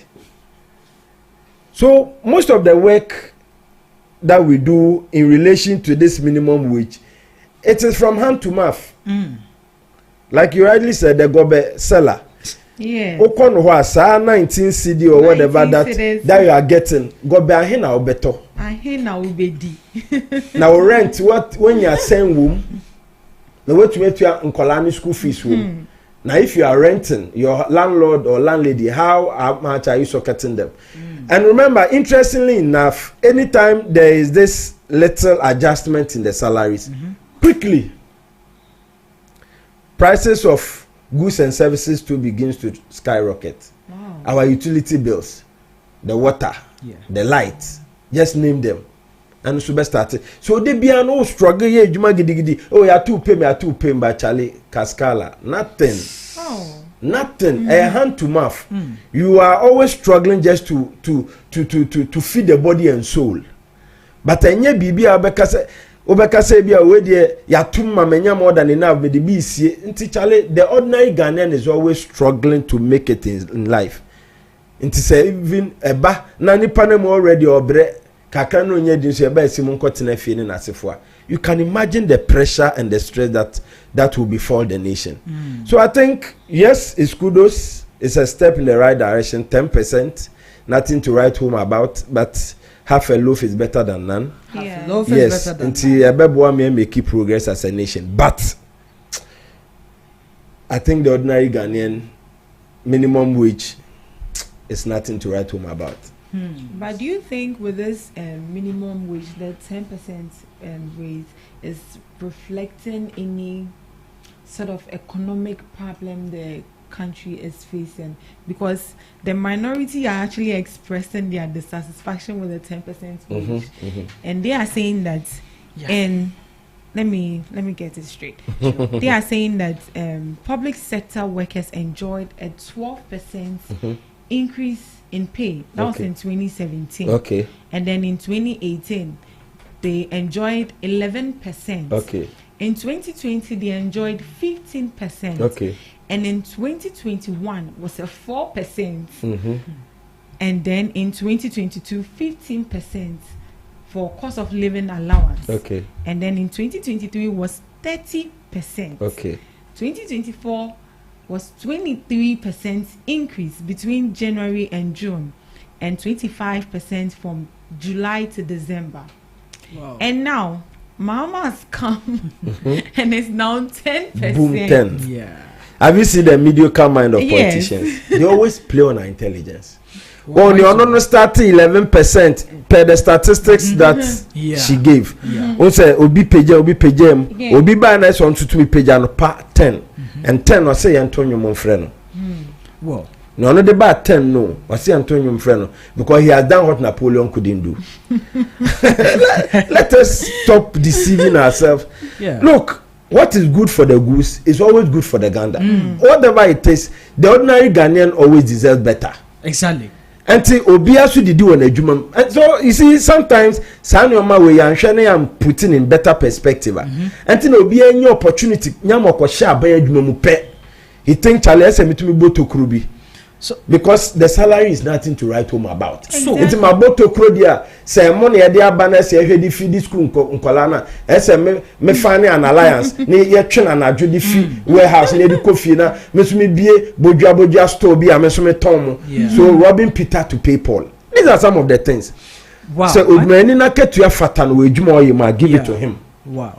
Because you see the only time that these politicians build consensus in the House of Record is when there's something coming to benefit both of them. Yeah.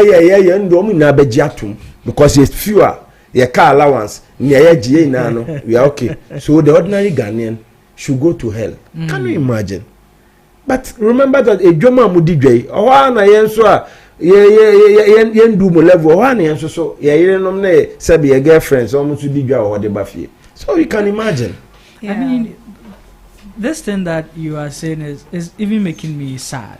Oh, I thought you were happy for them. I mean, well, I used to, but after listening to both of you, because initially I think it was 18 cedis. Yeah, 18 point. Is it 85? And now the increase is, I think, just 1 cedi or so.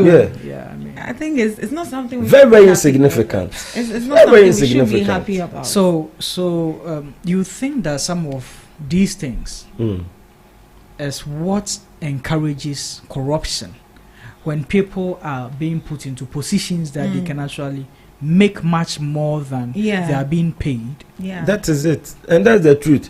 Let me borrow the words of President Kufuor. He said corruption started from the days of Adams.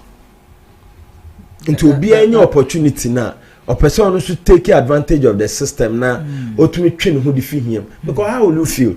Say, Sebi, what teacher any watch dear son of pension, even common bicycle cry went to me and to be.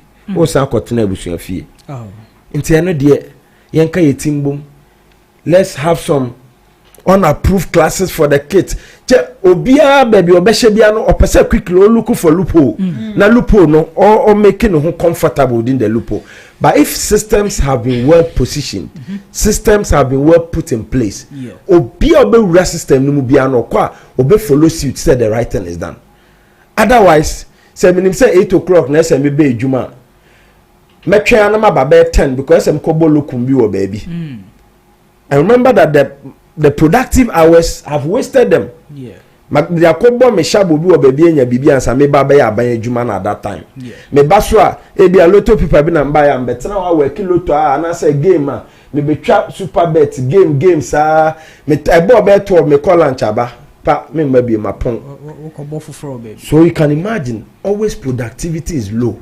Emboa me enko yenim. But ye de nyoma any adwuma ho akade na ma obi obesi adwuma no bia no wa ma obi KPIs. Everybody is delivering. Everybody, because you see everybody wants to get aban adwuma because the onya ma onya apetampe Adam Raboso maso your salary will come whether adwuma cost you and cost you don't operate under any KPIs. Na me ma fa o ma adwuma you best consult then you come and sleep on the job. But some so I'm to a fire a new person because I need results. There should be productivity. Into one like your attitude towards work and they are contribute to some of these happenings. Into young shana the loopholes yen bibia so that nipa ni ejuma onim say aha na menya me daily bread fee. Let me go deliver. Do what is expected of me because bosume so na se menante akọ bank akwa me salary. I know I'm worth it. Me ejuma me ejuma yese me mbra ejuma 8 me pon 5 I was there me ba ma metenase me ba be ejuma I help brought productivity on the table. Then everybody will be deserving of ejuma obiaye. Other than that me ma ba ejuma ma ba be sign me sign na ma sign ira Because me look be over because honey a passion. Yeah. Can we grow as a nation? No. We need to move from some of these mentalities and then treat our people well, so that they will give up their best. So that if they are not giving up their best, you can fire them. Yeah. Because we need results. So, will you say that? No. Let's go. Go with it. Oh, so from your submission, so are you saying that this increase in wages is it going to be a positive impact or a negative impact in public service delivery? It's not like I said. It is extremely insignificant, but half a loaf is always better than none. And make it. Because and American who say enche tariffs to a boy and babetum into one say kwesi consuno gina nkwanchen yes say increase amount amakakra be kan ya sanso pagya no mabi ma wo de kwa kwasete ho no into de bia no gya be bia ugina, but like I said, half a loaf is better than none. Half loaf it is insignificant though, but ebebua kakra because you better hijack or baby into the piano. Now you are suspending emotion. Wow. I mean, if you say it's insignificant, so are you trying to say that the government didn't have any objective for the raise in wages, or simply because they have to do it, that's why they are doing it, or they want to paint themselves as angels, that is why they are doing it? They have to do it, so they are doing it. So that's why they gave us the peanuts. That's it. They have to do it, so they are. Because I see a two movie. Yes. You think their primary objective was because because it shouldn't be some of these little nkiti way. Charlie, you put better structures in place. No, yes, you may be deserving of nejuma. Yeah. Is it because yes, you have do a yes, you too. Charlie, let's also because look, His Excellency John Dramani Mahama said something and it was very profound. Yeah. Also, the time he met the labor union, also, me de senke tumu kese krabe me de because I'm so be affecting am so meje. So then why couldn't he? That's true.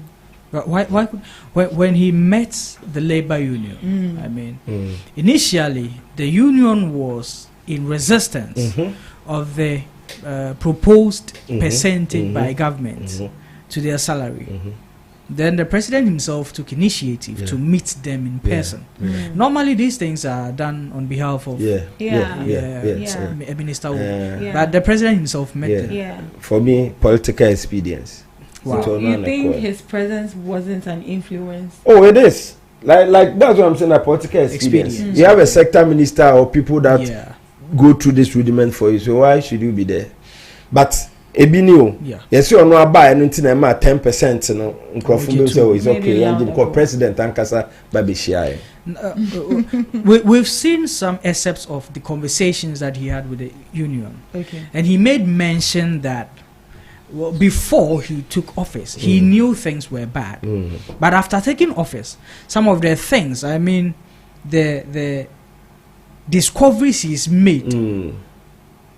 In hand, in person, mind blowing. So he's now faced with the realities. GhanaTalks Radio, they almost studios but maybe I'm a buyer, maybe I'm say, hey, difference. Where did Dubai or Ghana? Very well. That is what the president was saying, that it's worse than however it was portrayed to be. Very worse. He likened Ghana to a crime scene. Yes. In the past 8 years. Yes. And so it's more of, this is why we can't do much more than we are doing now. So we need you to bear with us, and when things get better, we are going to, I mean, make you feel the sacrifice you made today. Great. What if things never get better? But PK, you see, point well made though. We can only anticipate and hope for the best. But another school of thought is that we are all yearning that things will get better, so that all of us collectively will enjoy. But sure, some will be fastening their seatbelt, whilst others will just losing their own because they are okay. Okay. You see, no mama heading. sikasem tie na yemfase a seat belt na nyi but we come no then the government officials government appointees chale omo didi peche omo tom na the ordinary Ghanaian no na mewiem tua tax ne na sefo no there's nothing to write home about and say na you fasten a seat belt let's collectively all fasten it so the national you lose we can all lose it together. Well, in that sense, I mean, we've seen the government cut down some cost on also fastening the seatbelts, independence celebration, Wakati cost, the convoy, Wakati. Yeah. The last time I saw the president, I was like, hey, this is not even safe. I mean, yes, security wise, but it's oh yes, so make us what about wage? Yes, so. In a way, the government is also fastening his seatbelts. Yeah. It's early days, but I mean, these are some of the things we've seen. So, well, maybe what he told them had an influence, but another school of thought, and that's not just because of the recent increase in salary. I mean, if it's now gotten to 19 cedis. That means in past years it's been like 10 cedis, 8 cedis and all that stuff per day. Let's get that clear, and we will come to that side of it. Is it that the people, the servants, we as the people have been too lenient with the government, or we are just less ambitious, or like I don't know, but which is it? The PK major nimi nibi one and one no. Oh, but in this case, niaba ma wanya binu, anaka krano kra wo say wo nti wuntumi mfa nje no. Eya me productivity ana ede bro. Nti se me so meka say ne me so menye bi no. Obekwa kofa ni pa free amanonya abetan ha de yana. It is a collective responsibility on us all, both government and we the citizenry. Collective responsibility, because just as the president just said, your hard times, you're fasting your seatbelt. Until you're fasting, you need the holding shema ye jumadin. Until they need the holding shema ye jumadin and faster ba. We need to share it. No biya so tono kakra. Dan say na na be fasting seatbelt na fi nyoma be start say pick no na fi omo wa ban mu didi okay to the detriment of the ordinary. It doesn't speak well. And na ma labor union agitation here and there, ye cause strike, ye cause demonstration, ye tua we casting we because nyoma se nyoma modern, we all accept the fact. So when things are beginning to take shape, when things are getting order, there is orderliness in how we do things. Let our people to begin to feel that Charlie, things are taking flight mood, like things are moving on well. So now let us what you say. But say debiano munu muso twa on twa ope ye nu muso twa ope na so ope bre ni twom na say duano so buy in abundance na egusu nu muso na bididi. Who does that? Wow. Government of Ghana does that. Only in Ghana. Only in Ghana. Only in Ghana. And it is only on Ghana Talks Radio that you are going to get such insightful discussion that gives you all the pros and cons on a particular subject. This is Ghana Talks Breakfast Show on Ghana Talks Radio. Join the conversation on 0202 544 614. 0202-544-614. Our social media handles are very active. You can add the hashtag Ghana Talks BFS. Ghana Talk BFS, and it says at Ghana Talks Radio on all our social media platforms, on Facebook, on Instagram, on TikTok, and on X, formerly known as Twitter. In your submissions, Mr. Oshere, and with SC's contributions, one of the things that I've gathered is this: the salary, which is too small, too little, has been a discouragement to the Ghanaian worker. And so, as you said, also be do adwuma 8 wa be do 10 because also offer baby no nya kakra to I mean fill some loopholes.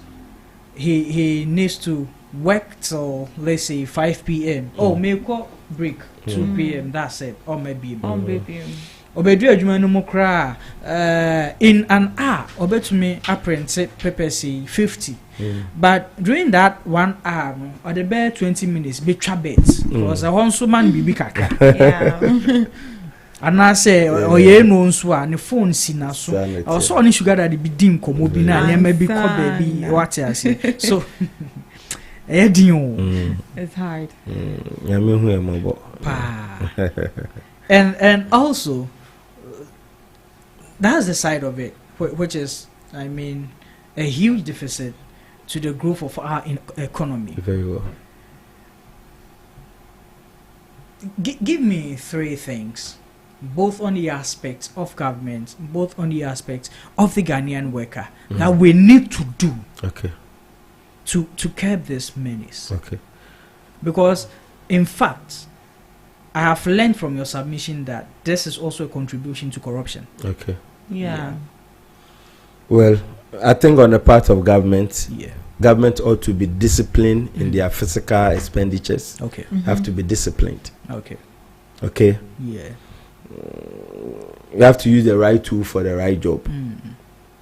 Tebi, if money is assigned for this, let us use the money for the said intended purpose. Don't come back to the people and start giving them stories. All right. Let us be disciplined. Disciplined. I think because that will go a long way. Sika onim say odu ko to your school fees. There's no way say odu ko akwatena konkoni as say odu ko ba kohwibra. Because there's a purpose. When you are disciplined, you are disciplined in the things you do. Inti amade bia no nim ni awo because say be madam fu be se na sika intumi sidan to car no eno bi na etumi di twa kakra. Because say be he has made a budget for Obibe's personal leisure to some extent, but on himself, you're building project on him. So let's be disciplined in our doing. And back to we as citizens, we must always give our ultimate best in every working environment that we find ourselves. Because I remember me foul now to me bamba any be our power because on him say when you mess up, me fire. Treat it as if it's your bona fide, it's your bona fide work. Na you are come na ye adwuma so that aban so who say he's accruing revenue no me cost na there. Opa ka kira aban say all 50% increment, he can be in a position to do it. Because you are bringing results. Na so oya nyoma biara you do things haphazard with impunity here and there. Masa aban so will pretend. Because when you pretend to be working, government will pretend to be paying you. You pretend to be working. Government will pretend to be paying you. Pretend to pay you. So the onus lies on both parties. So that we all become disciplined in because both the employer and then the employee, we all have a role to play. And some me media now so ya odia edwuma na ye peja na fie de ahotoso abreye na that is the way to go. Ahotoso ebebreye nyina it will bring a cushioning to all of us as a people and also as a country. Now, before we move on to our next topic of the day, of the morning discussion, I want to bring your attention to something that we as an entity is running here, Ghana Talks Radio, and we are running it for the community, for the people, for the youth. We call it the Come Up segment, which will be coming your way tomorrow morning, the Come Up segment. The segment is built by Ghana Talks Radio to help young entrepreneurs who are trying to build something out of nothing, most often. We've seen people come up with some brilliant ideas, but they never had a platform to, I mean, sell themselves enough. Yes, so it just died down. But we said no. Let's give these people a chance. Let's give them a platform. They should come and sell whatever they are building or doing, and you know, wherever the light takes them, we've contributed to the success of their journey. So. Seriously, I must recommend Ghana Talks Radio for this brilliant initiative. Thank you. Because see, the Ghanaian youth is not lazy. Not at all. They always want to go out there to work. Yeah. So if you are given this platform for young entrepreneurs to showcase to the world what they also have, it's a plus. At least the youth too is capable. So they need the opportunity, they need a platform for them to showcase to the world that this is what we are capable of doing. This is what we are capable of delivering. And then it is kudos to you guys. You are also helping build a nation. And the Mother Ghana is proud of you people for such initiatives. Thank you. Thank you. So kudos to management, kudos to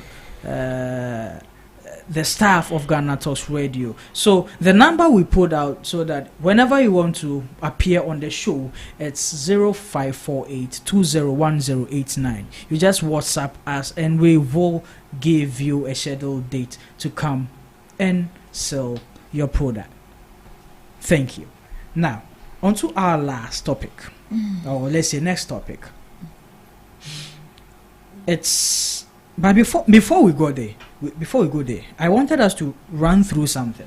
Okay. Now, when I heard the increase in minimum wage, something came into my mind. I was like, okay, let me find if we are actually increasing our wages in Ghana. Why are people still running outside Ghana to find greener pastures?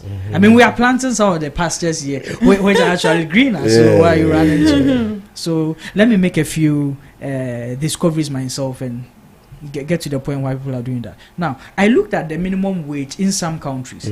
Most countries that Ghanaians normally try to go for greener pastures. Yes. So first, I took Canada. Okay. And I realized that Canada is doing $17.30. Okay. Now, that is per hour. Yeah. Per hour. Per hour. Per hour. So if you are working for 8 hours, you can imagine the amount of money you'll be gaining. $17.30. That is equivalent to our day here. Even more. In Ghana. Even more. Even more. Even more. Let the math do the let's do the calculations. Yeah, even more. Hey. It's well. $17. Yes. $17.30. How much is $1 in Ghana here? Currently around 15. 15 cedis. Yes. So let's use 15. Yeah, so 15 cedis. Wait. Maybe I'm not getting it right. Please get it right. $17.30 in Ghana cedis is 267.34. Okay. That's just for 1 hour. For an hour. So why do you think I wouldn't jackpot? Tell me why I wouldn't jackpot. Tell me, PK. And make good money. Yeah. So the youth will No. Tell me. Omari, tell me. Tell me why I wouldn't jackpot Canada and go and make good money. That's 1 hour. Yeah. That's just 267. Yes. So you can imagine if you're working for 8 hours times that. How much are you getting? That's actually somebody's pay in Ghana for a whole month. Charlie. So now it answers the very question you were about to pose. So they will. Now, Sabi, why not a war so good and more back so when they get the opportunity, they will leave. This is sad. Yes. Breathe, relax. For 1 hour. Relax. Don't plan of leaving me here. Oh, God. Oh, God. Hey, is he? Is he on fire? Yes. Oh, yes, it's yes, very yes, sad, yes. but what can you say? And then you see, the interesting thing is that some of these things was a deliberate policy that a nation was able to put in place. Yeah. And baby. Yeah. There are no superhumans there. The very people there we have same here. So we can deliberately, strategically position and put things in place, and we can get there. I'm coming. So that 267 cities. That's in Canada, right? Yes. Moving on. Now, before we move on, I want us to do a calculation. Okay.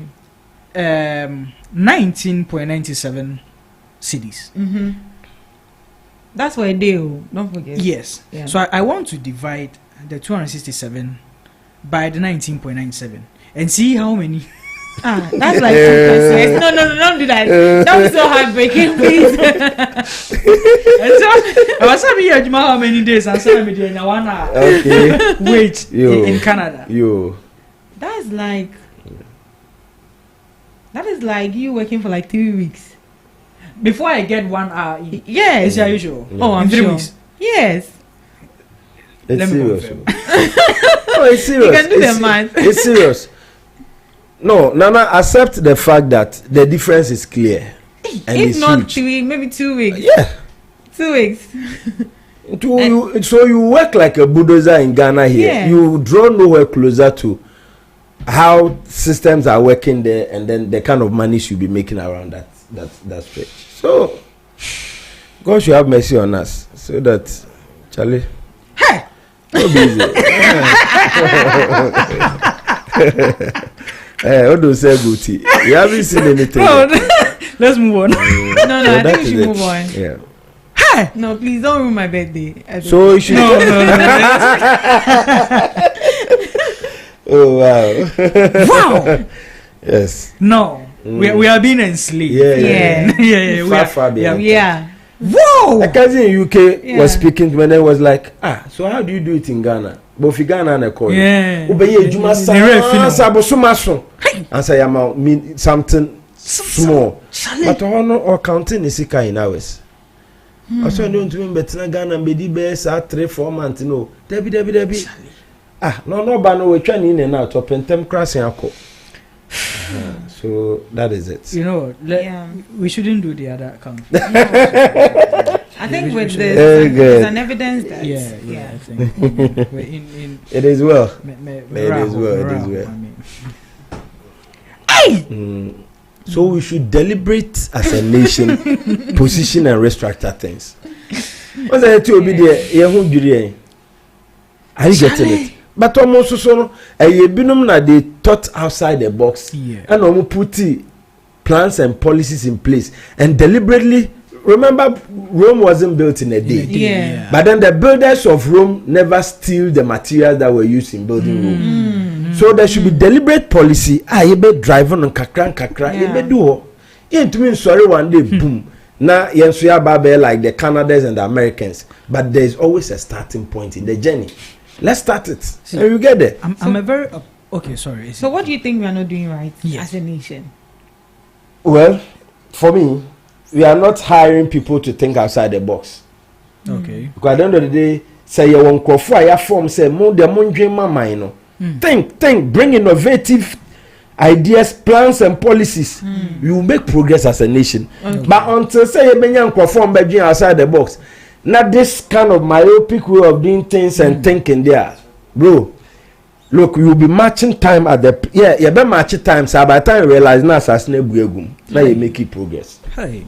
We need to get people to think outside the box. Okay. Give us fair idea, innovative way that, look, we need to make progress as a nation.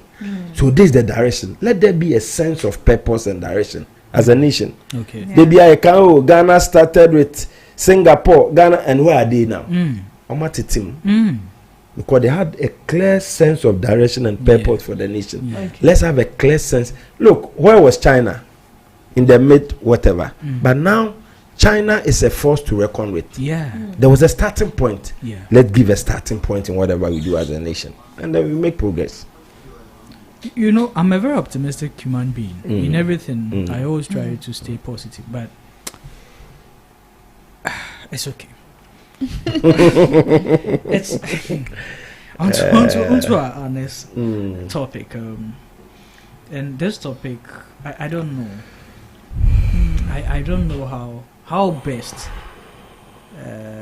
it should be handled, because it's akwalakra ekamwasem. We are talking about the rent issues in Ghana. The rent issues in Ghana.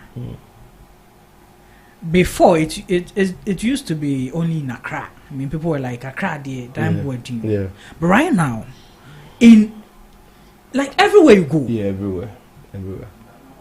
Rent issue, like getting a room is like getting cocaine. It's very hard. The congestion and the pricing, the congestion and the pricing, it's inhumane. Let me put it that way. That's the word. Yes, it's inhumane. I think that's the right word for it. Because obe dying be a almost gata being chain tum adia sakra, you can't come out and sit outside because of where the house is. Sometimes even security issues and all that. You know, and people rent out these houses. Yeah. Whether you survive it or not, and found wajinisika watuna dream. That's what matters to them. Where should we begin when it comes to our rent issues? Where should we begin? Thank you, PK. You see, take it or leave it. Rent is part of the basic necessity of life. Yeah. Food, clothing, shelter, where you lay your head. Yeah. And I always say that every landlord was once a tenant. Every landlord was once a tenant. And yes, will be a sorry, be an obey a few. Also, obi nedin can see be now so better na and sana.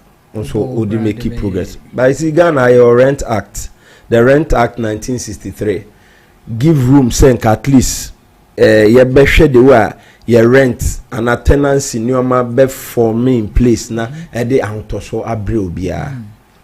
But see ano even po rent na ba be a vindictive aspect of things are operate within the nation.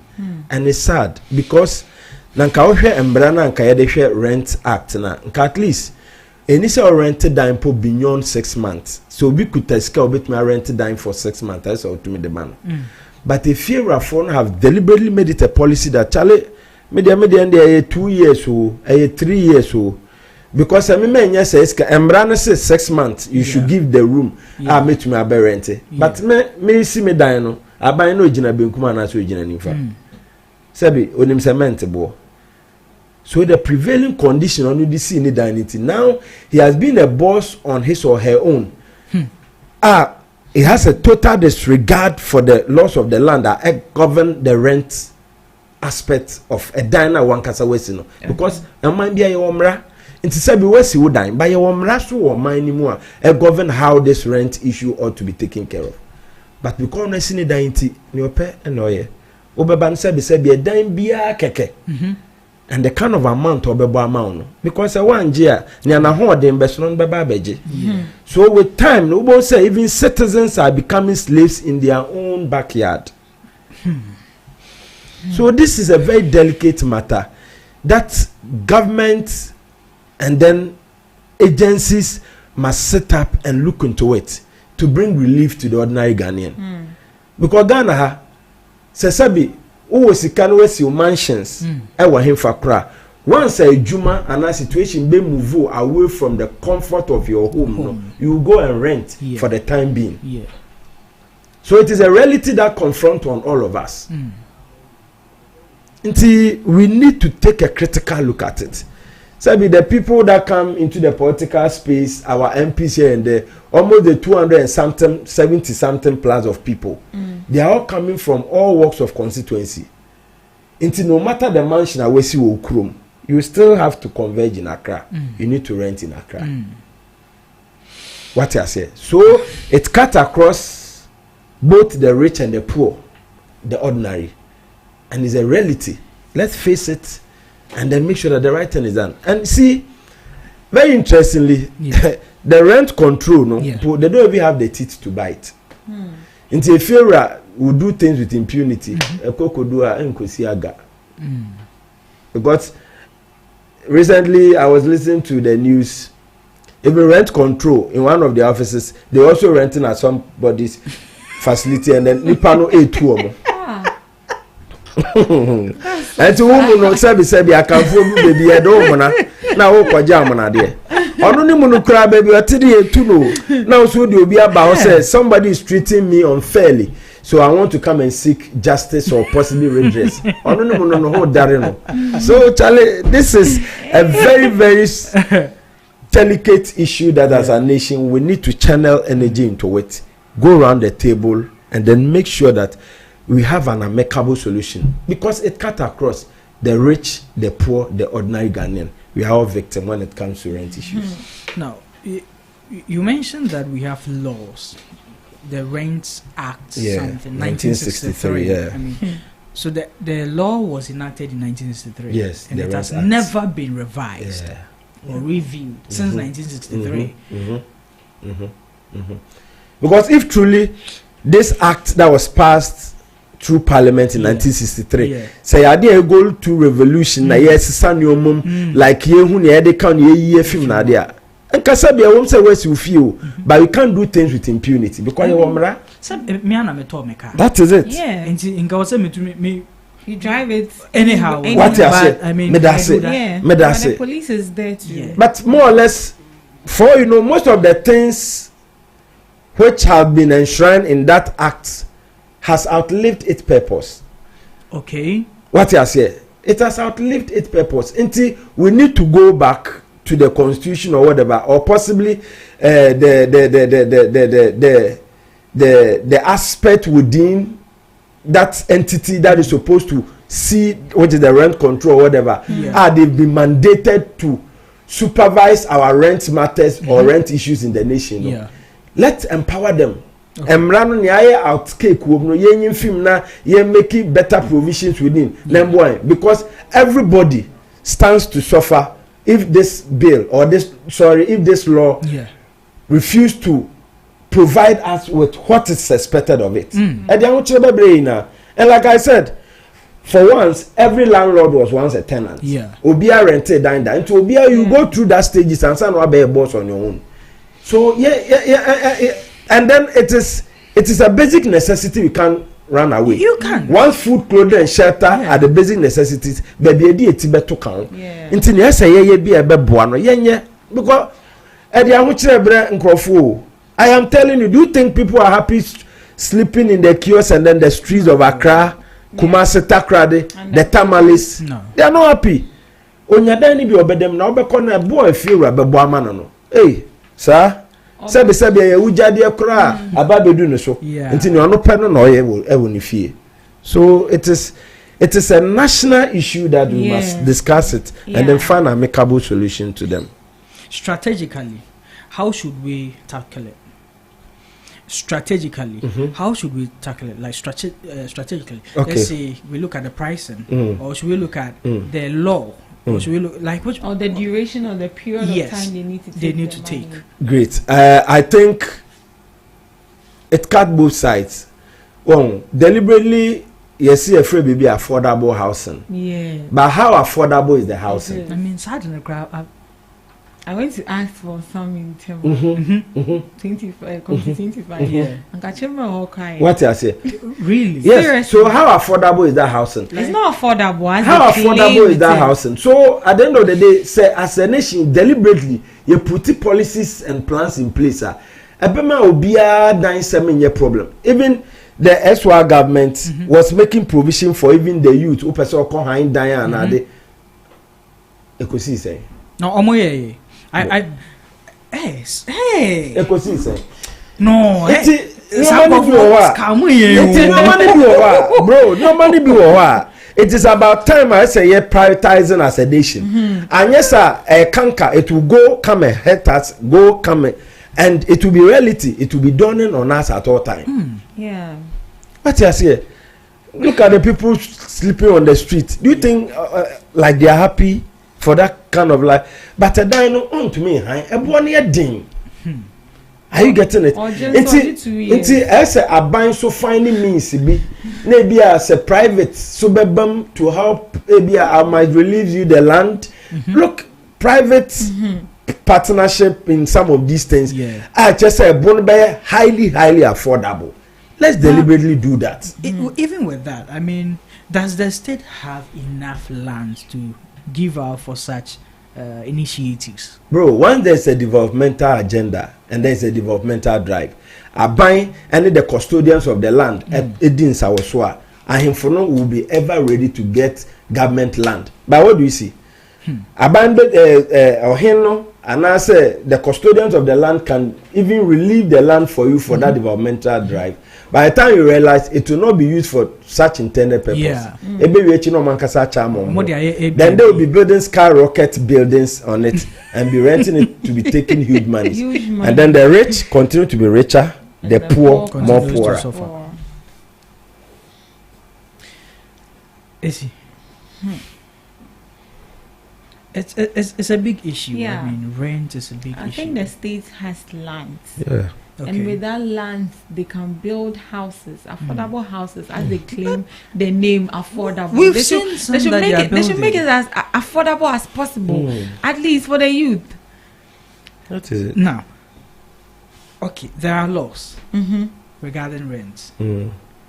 We've not seen these laws being Honestly, for me, I believe there are no laws for this rent thing. I mean, I believe toothless law. Even before you even get a place to even rent, yeah, you have to see an agent. And that agent is taking 10% of the rent the landlord is taking you. Oh God! And it's interesting enough. And why are you going to rent them? Even you can go when we say dining wako. But if you run on any fear, he will direct you to go and see the agent. The agent. Now the agent in Ambra. Because he also has a share from the agent. Yes. Oh, it's very interesting. So this matter, bro, if I claim they are really lost, and then when we say dine, if you run on him say dine down, but he direct you to go and meet his agent and come back to the house with the agent, so that we'll be to on the original agent. So what the honor son of the man. Really? Yeah. And so then that's you another just be there, business venture or arena that the landlords too is creating with some cabal of people. And then you just be there all of a sudden they tell you they've increased rent without no renovation or anything. Nothing. Yeah. I feel like if there are no renovation, you don't have any guarantee to even increase your rent. But that's not the case. The laws are not working. The laws are sitting in the papers. That shouldn't be the case. Assured, no painting, nothing. If the roof is leaking, it is you, the tenant, who need to fix all these things. So you are still increasing my rent for what? If they are really lost, then they should be enforced. They really need to look into it. Okay. We have to be proactive with the laws that we have as a nation. See, as Ghanaians ourselves, I think there has been problems when it comes to our own rights. We as a people, it's either we are scared of our own rights, or we don't know, we are ignorant of it, or we just don't care, we are just being nonchalant. Because if there are laws about this thing, this issue, and we keep complaining about it, yet we have law institutions which addresses issues which are guided by laws of the land. Why don't we take it there? We will just sit. But then we are doing nothing about it as a people. What the fans say, they are breaching the law. We who are being affected by that action of a Fiora phone, what are we also doing about it? Okay, great. So you see, it shouldn't take Obama to come to Ghana and tell us to build strong institutions. We should. Are you getting it? Yeah. He said we should bring strong institutions, not strong men. If at the end of the day our institutions are working, if you run into me, he or she can't do things with impunity because I'm raw. Okay. You do kojina mreni ma mrani no be dia atitim pepepe. But because emrano be toothless, emrano white elephant. Are you getting it? Into Obia can do anything and then go away with it. But see, says, agency we have empowered them under the law. We have resourced them. We've given them their equipment, their materials, whatever they need to be able to carry out to their mandate is well provided. They will go all out to do it and bring results. And you see, it is about time people must start going to the court to go and test the waters on some of these things, because. Now then, so they call court. It is about time we must start testing our laws so that people will set up and do what is right. Because Obia will do things with impunity and then get away with it. Then you best then you could be him. So that we can also hit our hands on the chest and say that Charlie, Ghana too is growing to be the third world country, like the countries that are known that laws are working. Yeah. We need to make sure that some of these things are done. And yes, idea we will keep doing things the way we are doing and still be getting the kind of results we are getting. Who are the first line of blame? Is it the state institutions? Is it the law institutions? Or is the citizens who are not even fighting for their own rights? Sebi, everybody kotos to what the law states. Because Sebi, say obi korea dia, ebi a common dino, no the korea will be there. Because he just want to satisfy hunger. By your run or what's oko will be there. Your chiwa, else you do kojina mrenim, na your sentence or I say fine or jail or whatever. Into even though a common dino, he is guided on the things he or she is supposed to do. Into sounds na yenim say ya wamra govern how this body and the government agency supposed to operate. Na samra na ye adwuma. People will not flout what the law expects of them. Okay. Because mrana a week into obi aye ni ope. So a typical example na aye ni a commodity no. Say a commodity he needs to satisfy hunger. Yeah. So I can or marry me to me and my baby around them. Maybe I'll free you near and my sanam de ko because I'm going to satisfy my hunger. Yeah. But when I do that, because I'm rawunti, the law will catch up with me.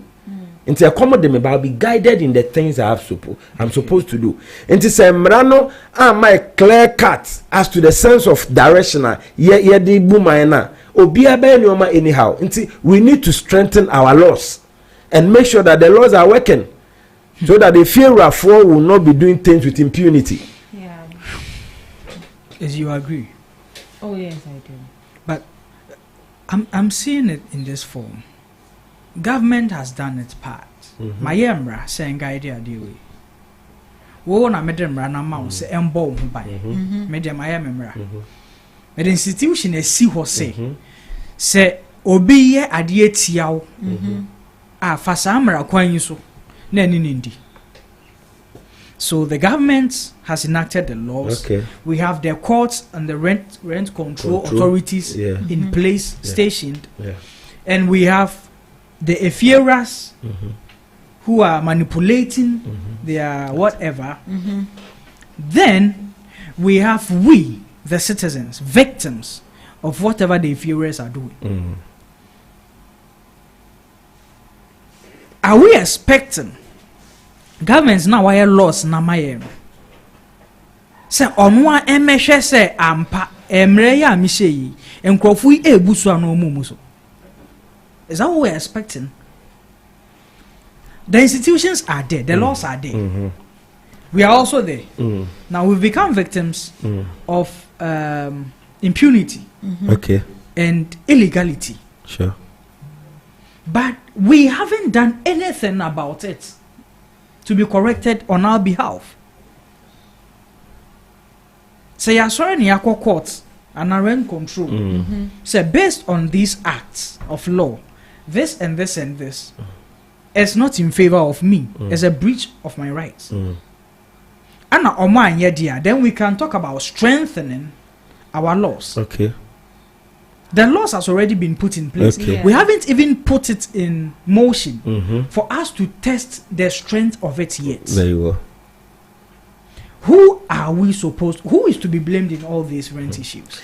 You see, it is a collective responsibility on us all. Intina earlier submission, Mika Bibi said, you shouldn't take Obama to come to Ghana to tell us to build strong institutions.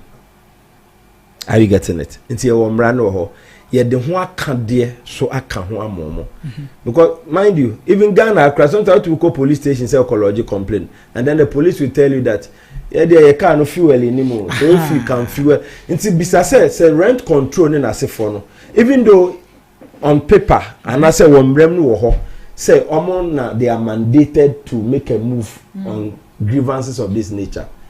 Akade de ye adwuma no abaye tumi amom akade. Beck, have we ever seen the rent control come out to state that we need these to operationalize our duties, but we don't have them. Have we ever heard that? No.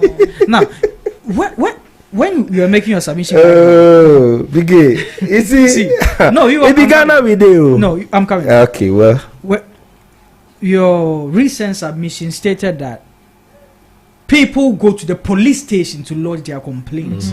So the police don't come to us to know whether we have a complaint to make. Okay. Have we, the people, go to the rent control to lodge a complaint? So that aspect is there. See, that's the reason why I was saying that this thing we need to tackle it strategically. Because it takes one person, it leads to the other, then to this. Very well. Because the laws are there. Explicit. Say, then we'll say that government needs to make laws to address this. Okay. Laws are there. So that means this issue has been since. Yeah. Because I want to know more to address it. Now, well, put in place nipa ombesha say emra we obi fom so a money nindi. Yeah. Ana mo a emra ne yemode no. Obi efom. Wanga ehwe so say omo bedi ama makọ omo. So you see, both sides, both the so to put the service providers, which is the rent control, and we the citizens, you know your role to play to make sure that there's a clear forward march around this issue that we are discussing. Because I am Rano, even the act since 1963, Rano, when you go into it, we have rudiment on how things ought to operate under the rent section. Nade. Inti say unipa no so be say I know my right. So once you know right. Now if you say be a fear and any woody, na di onu woody ni nyambra kwanso, you need to test the law so that obi was set up na why na dwumaye. Sure. Bagana ha no sebe yemfa embrasem nya adwuma saa. Inti na edi eba bedu ba bia yedi. But say if you are feeling unfairly treated by a landlord, at least you will follow Mrano to the latter and gain justice for what is untoward that somebody is meeting on your person. It is about time that civic responsibility on the part of rent control and we as citizens mo be so that seme ne efie racism no as a citizen no me fam branch me nsem because me say wo mra wo man mu na so that I can activate the laws of the land to my advantage. And we fear run so wonya nyoma with impunity because mra wo ho even though when we see you die when we see you fie you are the god you are a judge in your own court wa na wo japade that the fact say we japade and so kire say mra so okuro nim into so ntumi nya nya ope so that in either side of the coin there's always some checks and balances in how we present issues in relating to rent in this country. Okay. I think there should be much awareness and education on this because I feel people do not know that they have that power or that right to voice out issues when it comes to rent situations like that. I think if one person should come out and then say that this is what the landlord is doing and I don't like it and I'm taking you to rent control, and if those at the offices of at the rent control, if I don't want to use the word use it why is it now it's your birthday you are that's my birthday gift if you are wise enough and implement those policies that has been laid out, I think this will go a very long way or a very long run. So I think that awareness has to be created and that education has to go on. And I think the NCC can help in that regard because it is their constitutional mandate to make all of us aware of what the constitution stipulates to every Ghanaian. So the NCC please, you are doing a marvelous work, but speed up your game. Let us know our civic responsibility as people in this country. As people in this country. Still with us on Ghana Talks Breakfast Show. This is Ghana Talks Radio, and we are still looking forward to your contributions on the discussion. What do you think about rent issues in Ghana? How is your landlord treating you? Is he renovating the place to your convenience? Is the safety in regards to where you live? Has it been a concern to your landlord and all these things? All these things are supposed to be captured in renting a house as we go to in search of houses. So has it been of any magnitude in emergency or urgency or consideration by your landlords? Join us, add your voice. This is an advocacy for so many people who are actually suffering from some of the things, the illegalities, the challenges surrounding renting in Ghana. Not just in Accra, but so many places in Ghana. So let us hear from you on all our social media platforms at Ghana Talks Radio, at Ghana Talks Radio. Also on WhatsApp, you can contact us via on WhatsApp 0202 544 614 0202 544 614. It's a huge issue, and I wish that because. Man, it's an issue. It's an issue. Now, we are ending the conversation very soon, but before then, 27th, right, Issy? The State of the Nation's address. Yeah, the State of the Nation's address. We are expecting the president to come and address the nation. And as per our interview with I've forgotten his name. Dubik. Yeah. He said the president should be as transparent as possible. Tell us the true state of the nation. When you say the true state of the nation, like, I mean, if you are broke, don't sugarcoat it. Come and tell us. No filter. We are broke. Okay. We are going through economic crisis. Yeah. If there are issues, they should bring it up. We shouldn't be hearing rumors and however the state is, they should tell us. They should tell us. Whatever condition Ghana is, I think the president should be, bold enough, open, transparent enough, and tell us. Okay, this is it.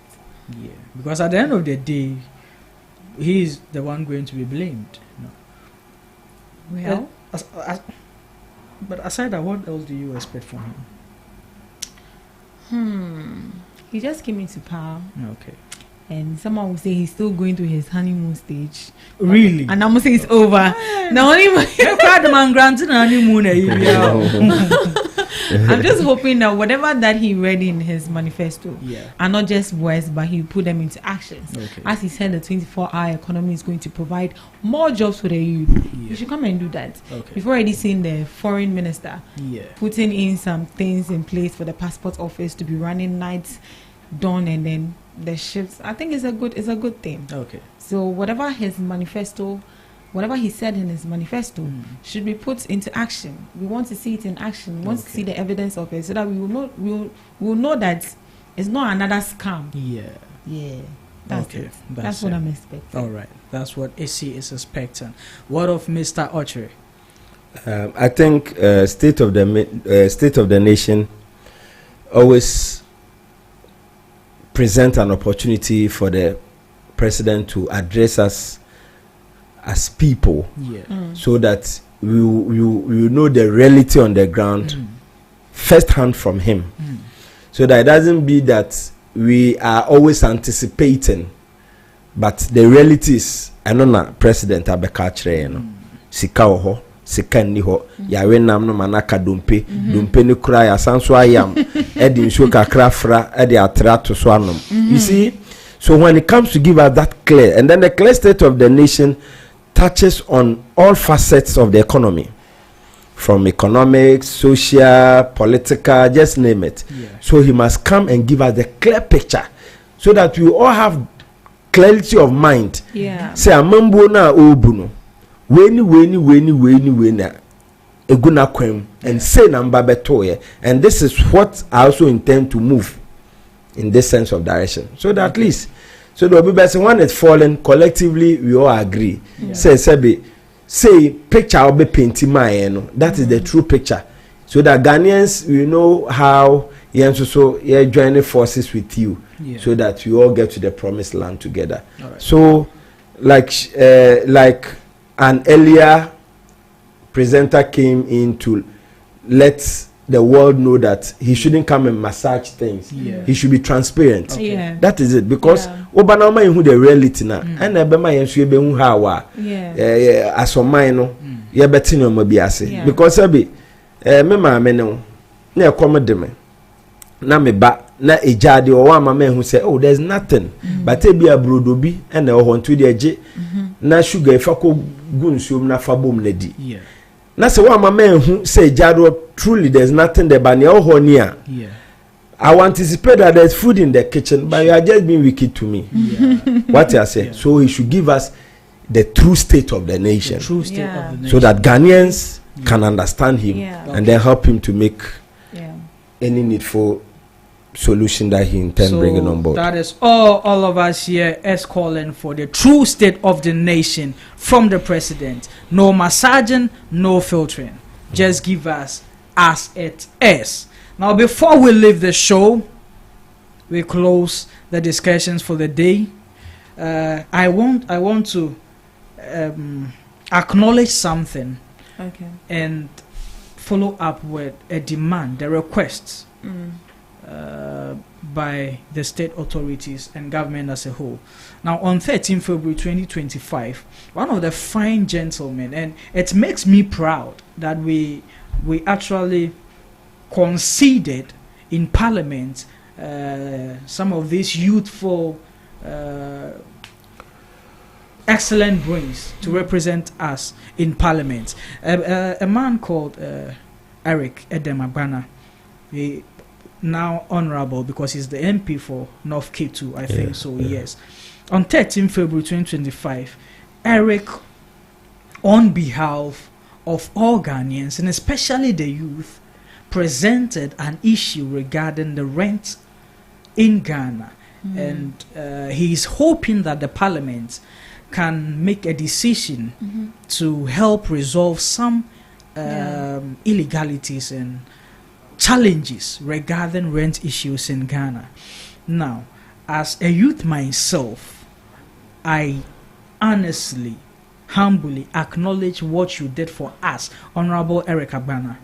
You did the right thing for us. We cried and you listened. And as a lawmaker in Parliament, you submitted it on our behalf. We are encouraging you that's a good word. Keep doing what you are doing.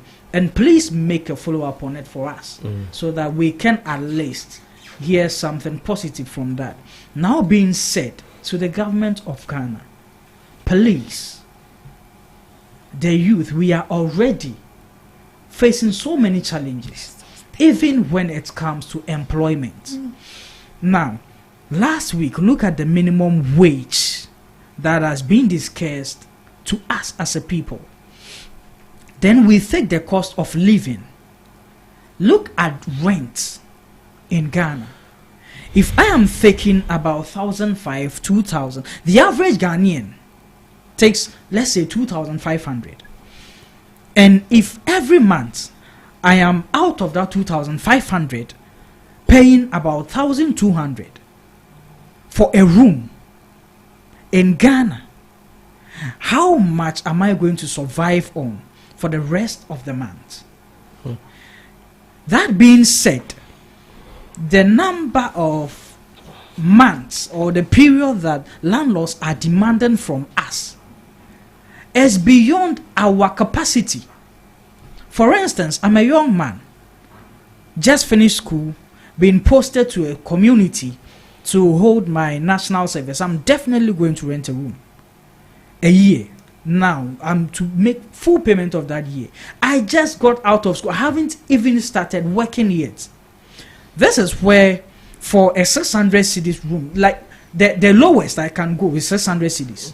I am to cough out a year to the landlord. Where am I going to get this money? Should I go for a loan? How do I survive with such an issue, such a challenge? Yes, maybe I've gotten a job. I just finished school, graduated, done my service. I've gotten a job. Job demands me to move out of my home. Let's say, yes, luckily my parents has built a home, so I was living there. And this job will demand me to move out, beginning a life for myself. Then a room is taking about, let's say, 30-40% of my salary.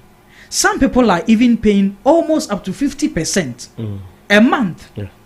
And they are taking not less than 2 years in advance. How do I begin life on such level? Please, we are begging you once again. We are crying out to you as our leaders. There are laws which are giving us the right to a flexible payment of rent to landlords. Kindly look into it. Enforce it. Emphasis on enforce it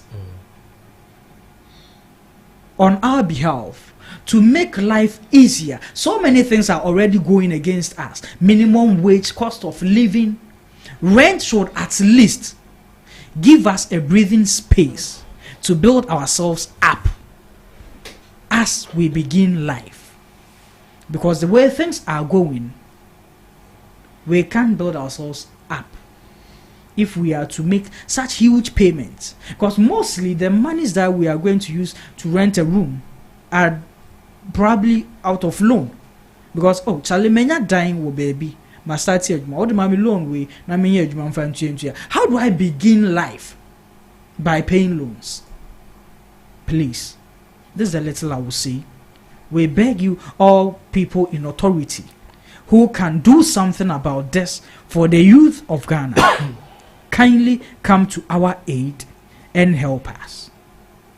Thank you, and thank you to all our listeners this morning for making time with us on Ghana Talks Breakfast Show. This is Ghana Talks Radio, where Ghana talks, where Ghana lessons. We leave you with DJ Rock, who is coming to take you on to another level. Have a beautiful week and enjoy the rest of your day.